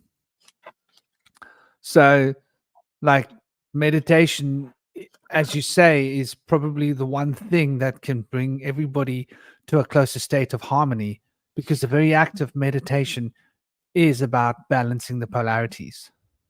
And in the act of meditation, it's not about having these experiences or those experiences or whatever. It's about that balance. And that balance will occur. And in some people, that balance will be having these way out experiences. And in other people, the balance will be just what it is. Whatever it is that they need to get from it is what they'll get from it. And the supreme form of meditation is the simple one. The simpler it is, the more powerful it becomes. Like anything in life. Yeah. If you want to make a really strong structure, make it simple. Yeah. Start adding complexity to it. It's more likely to fall apart. Like anything in life. So, like the simplest form of meditation is to follow the breath and to just be aware of the breath and allow the breath to move through the body, because the breath is automatically in, out, in. It's every time you breathe is an opportunity to become more in tune with balance. Every breath can produce greater sense of balance, a deeper sense of harmony, increasing the potential of life. How do you feel about this, Franklin? I found that in meditation, when I'm able to expand my energy to encompass people within my orb of healing power, I envision a golden orb. I feel like the more people that I'm able to encompass with healing power, the stronger it feeds me back with energy. I feel like in this physical world, when we expand our energy out to too many people, we get drawn too thin. But I feel like when we're willing to expand our compassion, that it makes us stronger. It kind of gives us like a backbone of spiritual energy. I feel like it does for me. That's like related to the question that Didi was asking earlier, I think. Yeah. And it's that what you say, compassion. Like, what is compassion? If we look at what compassion is, well, passion is the passing of ions, and compassion is to allow all of the ions to resolve themselves and to create a bigger ionic form energetically. So as we expand our consciousness out towards others, if we allow our minds to be in a state of compassion, which people I don't think always understand. Compassion is when you don't allow your passions to rule you. You allow your common sense to rule you. So if somebody's angry, you're not going to react to their anger. You're going to think about what's best. Your mind's going to be on a point of going, you know what? It would be best for this person like this. And you would do whatever is best for that person. On like the most altruistic level, that's what compassion is. Sometimes I'm compassionate when I say to my son, no, you can't have a sweet. You know, sometimes I'm compassionate to my son when I say, you know what, you can have a sweet. Isn't it funny how that works? Yeah. Like, if he hasn't had a sweet in a long time, and I know that he's really going to enjoy that sweet, there's a compassion in letting him have the sweet. But if he's had sweets, I know there's a compassion that he shouldn't have sweets. And so it's sort of just not allowing your own desires to rule and doing what you know is most fundamental towards the altruist and the best potential. And so when we reach out to other people and we feel their pain, we won't be moved by their pain, but we'll be able to be a support for them to come out of their pain. And in becoming a support for them to come out of their pain, that ion that was being bound by the pain increases their voltage on a cellular and consciousness level, which then we also are increasing our voltage on an energetic consciousness level because we are in the presence of the increase of voltage. And energy does that. Where there is light, light is produced. Where there is heat, heat is produced. Where there is life, life is produced. It's sort of like an interesting thing that, like, whatever there is, there will be more of. If one is negative, one will produce more negativity. If one is joyful, one will produce more joy. So we wake up in the morning and we choose, should I be producing negativity or should I be producing joy? And it's a very interesting perspective, you know. We choose our realities in this way. We're getting to the 4-hour mark, getting pretty close. Speaking of which, I better quickly go into I better move like the wind. Move like the wind. I'm a wind mover. Moving like the wind through your lungs will bring you to a deeper point of awareness. And to realize that we are moving, we're in a state of movement, we're in a state of flux, we're in a state of energetic recalibration. And it's part of the natural order of being, is to recognize that we are not what we think we are. We aren't even what we feel ourselves to be. We are everything around that carries what we think we are and what we feel ourselves to be. As what we think ourselves to be and feel that we are reflections, almost a negative reflection of what we're carrying in the consciousness field. So it's quite an interesting perspective when we start to really, look at this on a very deep and very fundamental level. And excuse me for multitasking because I'm busy deleting. Done. Deleted. I had to make space for this show. I had to make space for the show. Very important little thing to do, I think. Yes. I hope you didn't lose any vital data.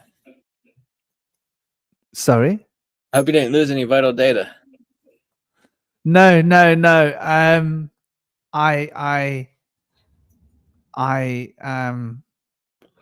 I must actually go in and dig out little clips of things that we say. I've just been really lazy when it comes to this, but I should do it because the StreamYard's very easy to do it. I gotta do that and there's some cool catchphrases that you've come out with. I should fix it and send it. Are you using your YouTube channel or not? Yeah, I do it for my boots on the ground excursions that I've been doing in the region. I've been trying to go out to different archaeological sites here. I got a couple of videos of some places I've gone so far. Before I went to Point Set Bridge, Paris Mountain. I want to go out to Sweetwater Lake. It's an underground lake in a cave that goes on for miles. I'll have to find some clips of you talking so you can put it on your YouTube. Yeah, that'd be great. Like little clips. It's I must make a mission because I've got a whole lot of videos. Like the one that I just deleted was the end of June. Cool. Or was it the end of July? I'm not sure, but one of them. So I've got a number of videos that I just basically I don't delete them all until because you've got a certain amount you can keep on load. But it definitely it's a good idea. I haven't been using the full facility of StreamYard.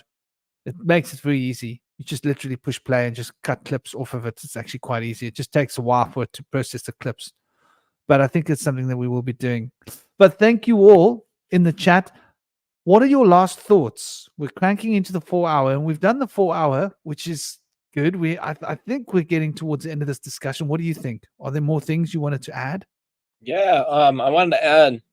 I don't know if you guys are familiar, for Franklin here and everybody out in the audience, that if you're in a dream and you become aware that you're dreaming, they say that you can look at your hands or at a clock, and either the clock's going to be funny, moving the wrong way, or that your hands are going to look strange.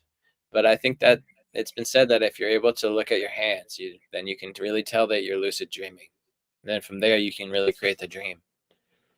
I've never been able to do it like that personally, but I've been able to fly in dreams. Personally, I feel like when I fly in a dream, it's a little haphazard. Like I kind of tend to bump into the ceiling, and oftentimes I'm stuck in a building. So it's not exactly fun, like other people's flying out and about. But yeah, you can do a lot in a lucid dream, and I feel like in the dream world, we can really make progress there. If we have something that's under the surface that's bugging us, it might manifest itself there, some kind of a challenge. And I feel like getting past that challenge might be really scary sometimes, but I feel like when we confront those challenges, it can be good. I've been able to escape challenges. I don't know how good that is, but that might be good as well. But the dream world is extremely fascinating. My friend Lana Sackwild has published articles on lucid dreaming, and she's a wonderful guide. If you're interested, I'm going to post her name in the comments. If you want to reach out to get some guidance in lucid dreaming, go next level. Yeah, I often think I'm lucid dreaming when I'm awake. In fact, if I look at my hand for any given time, I start to see all sorts of weird stuff. Like I think I'm just always lucid dreaming. Like I never stop lucid dreaming. In fact, I think this reality is a lucid dream. That's like where I'm at. That's how I think of things. I mean, it must be. But yeah, the whole hand thing is an interesting point. For me, what made me wake up was just there's always stuff in the dreams that don't make sense. Yeah. You're with so and so, and you go, no, hold on. So and so's not here. How am I with you now? No, I'm sorry. You're not here. You're over there. Excuse me. You are not with me, or you're not even alive. Hello? You're not alive. No. I'm not for you for this one. Or you know, something that you're doing that you wouldn't be you don't do in your real life. So I think that there's a lot of ways, I think, to be cognizant of what you do. If you pay attention to what you do when you're awake, then you'll be paying attention to what you do when you're asleep. And if you're questioning what you're doing while you're awake, you'll be questioning what you're doing when you're asleep. And you'll be questioning again, no, this doesn't add up. And there'll be like an airplane flying overhead, but you'll be like, hold on. Airplanes never fly over my house. There's no airport here. Hold a moment. Where's that thing gonna land? No. It's not landing in the sea. You know, there's like little twigs, I think, are also very powerful. It's just to try and be as conscious of what you're experiencing on the day to day. And I think that it will automatically translate. And there are a lot of ways, like, I'll give you an example of what I used to do. It's an old thing I've always done. a lot of books, I would put it under my pillow. Sleep with a book under my pillow with the intention of reading the book in my sleep. That's cool. And then when I actually try and read the book, I was like, no, I've already read this. It's like I'm looking at it, it's like, no, there's no point reading it now. That's this actually, I know, I'm sure I know this. I know all of this. No. So you end up like, I don't know whether it's like how it works, but it seems to work. That's cool. So I never studied for exams. Put like textbook under my pillow and go to sleep, and that's it. Studying done. Like I was a cheeky bugger, but it seems to work somehow. So there are a lot of things that you could do. Mexico was mentioning for somebody who's an artist to do a drawing and put it under their pillow. I think that's quite powerful. I like to sleep with a crystal. And then I'm like in my dream, where's that crystal? Hold a moment. I had a crystal in my hand. Where did it go? I'm here without a crystal. Did I lose that crystal? You see, like that can be an item can route you to the physical plane. So that's like a magical thing. You could have like a physical object that you take into your bed with you that's now routing you to the physical plane. And when you're on the dream plane, you're like, where's that physical routing object? Let me find it. And then it's not there. You go, well, hold a moment. How can it not be there? I went to sleep with it. Oh, I went to sleep with it. So where am I now? Why is it not here? You see, so there's a lot of different ways to, like, I think, trick the brain into diverging. It's, spilling its proverbial beans. And beautiful Mexico. Yeah, the dream, like dream time. The reality of the dream. Like if I look at my hand now, like I don't need psychedelics. I don't need anything. I just look at my hand. I'm like, okay, hold a moment. Like what's going on? If I stare at the walls hard enough, they're breathing. So these could be techniques that you could do when you're asleep. Check that the walls are breathing. Check. Why aren't the walls breathing? No. There's nothing wrong here. Like my hand doesn't look right. There are a lot of things that I think, and the hand thing is a typically well-known one. But also one could have a piece of jewelry. You could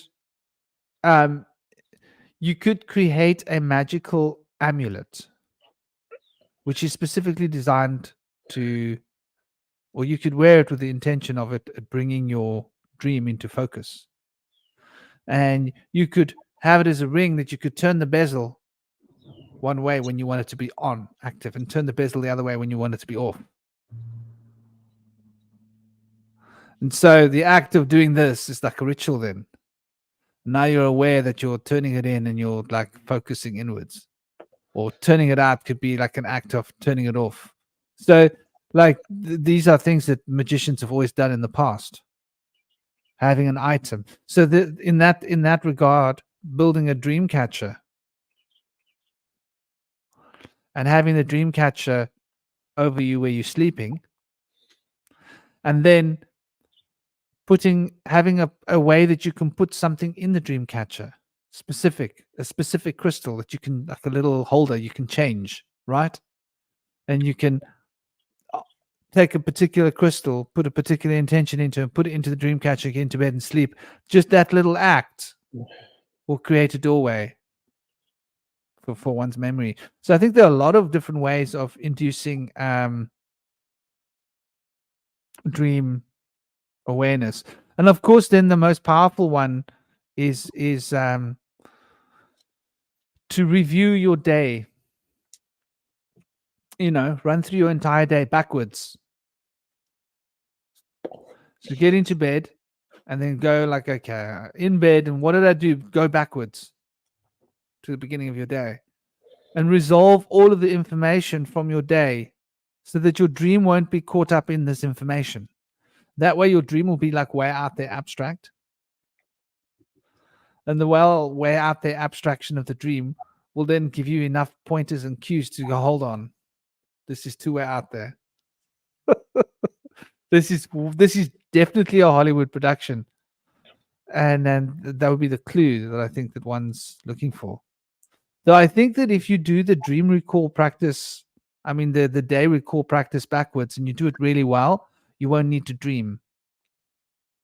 But the advantages are that instead of dreaming, you'll be just aware while you're sleeping that you're sleeping, and that you're still aware that you're sleeping, and you'll just be conscious of the fact. So you'll be awake, you'll be lucid during your sleep without the need for a dream. And then you'll just get ideas flowing through your consciousness, reminding yourself, remember that.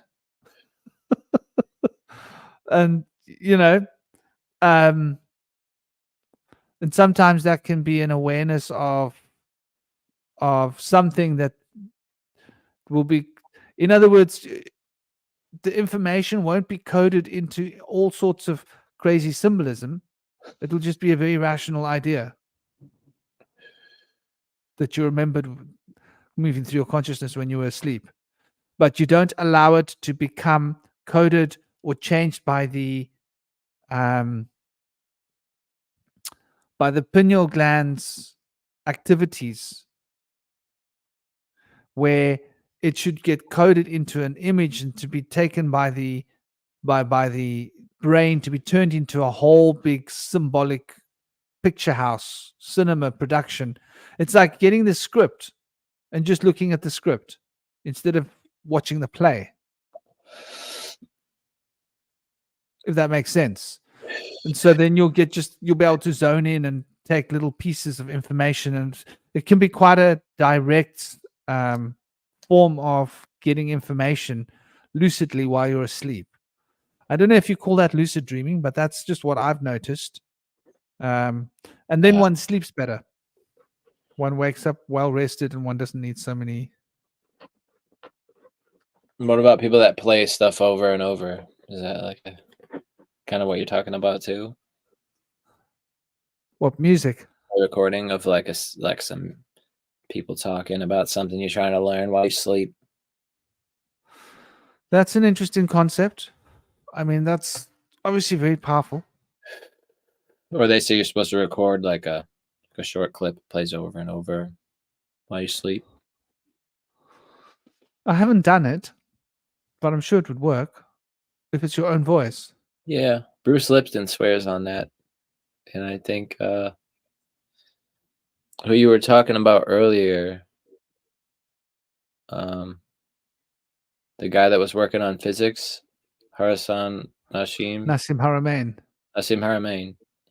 Yeah, he works with the guy from the HeartMath Institute. That's right. I forget his name. Yeah. But those guys are both avid on talking about programming while you're sleeping. If you want to learn something and stuff, they think that that's definitely a good way to access it.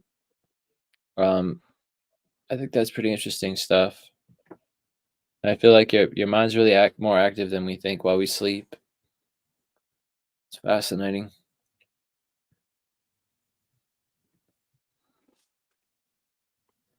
So I think yeah, Lenny Sackwell does the studies to show that we can overcome self-limiting beliefs through lucid dreaming.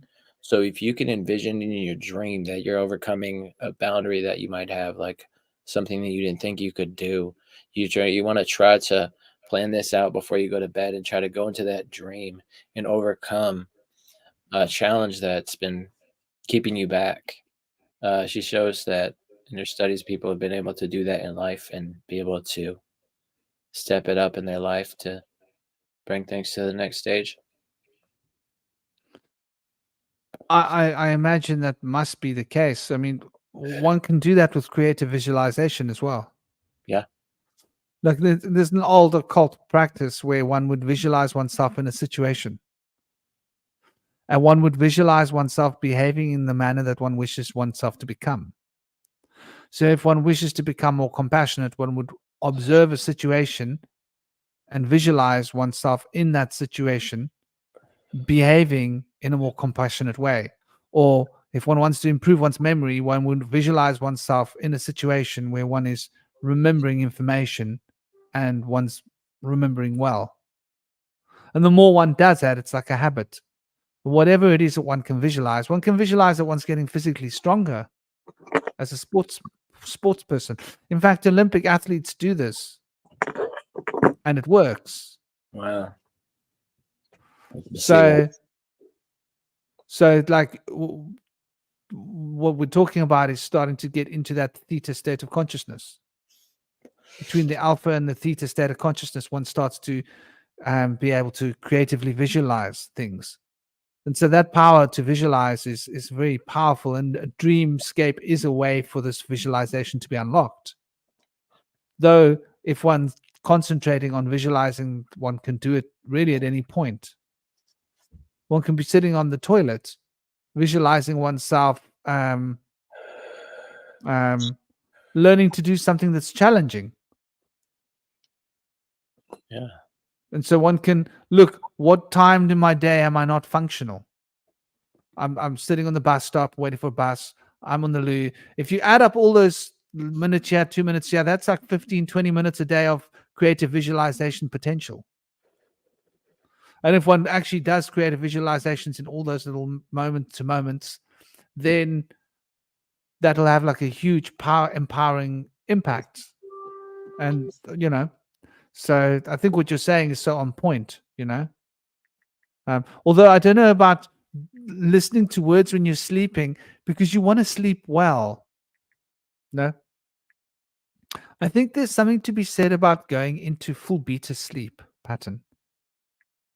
When you go into the full beta algorithms, then you supercharge your body and you supercharge your brain with prana and energy. And if you're doing something that can prevent you from getting into the full deep beta sleep mode, then it can diminish one's quality of one's sleep. I suppose it's different for everybody. For me, it wouldn't be a problem. I go straight into beta. You could be like next to me with like a jackhammer and a drill and like banging loud music. I'm going to sleep, most likely. If I want to sleep, I'll sleep. I'll turn it off in my head. But I know some people wouldn't be able to sleep. For example, like maybe it's got to do with your planetary energies, yeah? Which is interesting. I've noticed that people that are the watery signs often will be very often sensitive to waking up from their sleep, if that makes sense.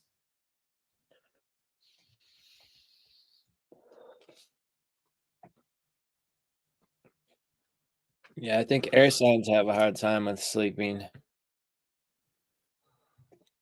Maybe, yeah. My experience. I'm an earth sign. I sleep like a rock. Slept through hurricanes, all kinds of car accidents. Terrible. Okay, listen to this. I slept through a bomb blast. The waterfront had a bomb go off. Oh my I God. was living in a boat in the yacht club. Yeah. And I was having a nap because I would wake up really early in the morning, meditate, go out into town, busk, buy fruit, share it with like the street kids, what have you. Then I would come home and have a nap and meditate some more and at different times and meditate in the evening. And I'd come home to have a siesta for about 45 minutes. And the siesta that I had, there was a bomb blast. And I came out of my boat and I was walking, I was like, what's going on? And like about 200 yards, 300 yards away from me, a bomb went off. Oh my Slept right through it. So yeah, when I want Yeah. to sleep, I want to sleep. Yeah. Me too. But If someone looks at me while I'm sleeping, I'll wake up. That's good. All people watching Like you. if coming to the room when I'm sleeping and look at me, I might wake up. Depends. It's very strange. Very weird. Like I'll either sleep through a bomb blast or I'll wake up to the sound of a pin drop. And it's like a random, it's like a coin flip. Wow, that's wild. Pretty wild, yeah. Yeah, wild is a good word for it. I never quite understood how that worked myself. My ex-wife couldn't understand it. Like I could sleep through a bomb drop, but in other times I'd wake up for like next to nothing, you know.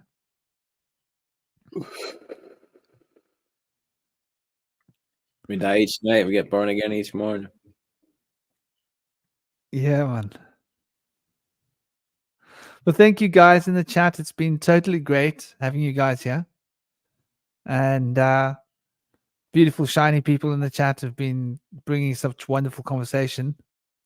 And thank you, dear brother. And thank you, Cosmic, if you're sleeping wherever you are. And yeah, sending love, man. I hope you have a good rest of your day where you are. Where's your lady today? Oh, she got her car repossessed while we were at a yard sale earlier because the insurance company forgot to put the paperwork in for a direct deposit and the payment had never gone through. So she's gonna be without a car until Monday. We can square this up with insurance. The insurance forgot to put the paperwork through. Yeah. So Yeah. she should hold them liable. Definitely hold them liable for the tow. No, but I mean, not just liable. Service that What she should do they were going to is she take should hold them liable. the car with the dogs. They were going to take 2 dogs away, the car, locked car, without consulting us. They're just going to drive away. With 2 dogs in the car. Yeah. I'm like, what if it was a kid? So what happened to the dogs? We got there in time and we're like, what are you doing with the car? And they explained to us what was happening and we were able to get the dogs out and all of our stuff together. But And who took the car away? repo guy came and she was cursing him out the whole time, but you know, he's just doing his But job. hold on. Just how does the mandate of these repo guys work? Do you have the lawful right to say no? This is a mistake made by my insurance company, and you're not repossessing my car right now. If you want to see me in court, see me in court. But I've paid my dues.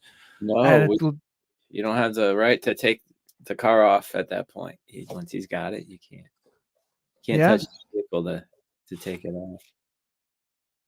By law. Is that so? Yeah. And don't they have to notify you before they're coming? If you get there in time and you drive away and you can hide your car, I think they were following it by like a low jack system or something. Because how do you find us at a yard sale? We just got there. It was the weirdest thing. What do they just take your car and start putting it onto the back of a tow truck? Yeah, it was already on the truck when we got to it at the yard sale. We just were only there for so there wasn't much you could do. Because I would probably just get in and drive off. Oh, I wish we could. God. Go park the car home. Like. So I had earplugs in. You were talking? Yeah. No, that's a bummer, dude. Well, I hope you guys get that sorted out easily. Yeah. I prayed to. I'm a bit of a rebel. A bit of a rebel. Aye. But those Reaper guys are quick, huh? Yeah. So how did they find the car? I don't know. There must be a location device in the car. It's not the only way I can figure it. Unless they're locating her phone. I don't know. It might be worth looking at where that location device is. Yeah. Finding out just exactly what is that location device. And, things break in cars. That's true. They do.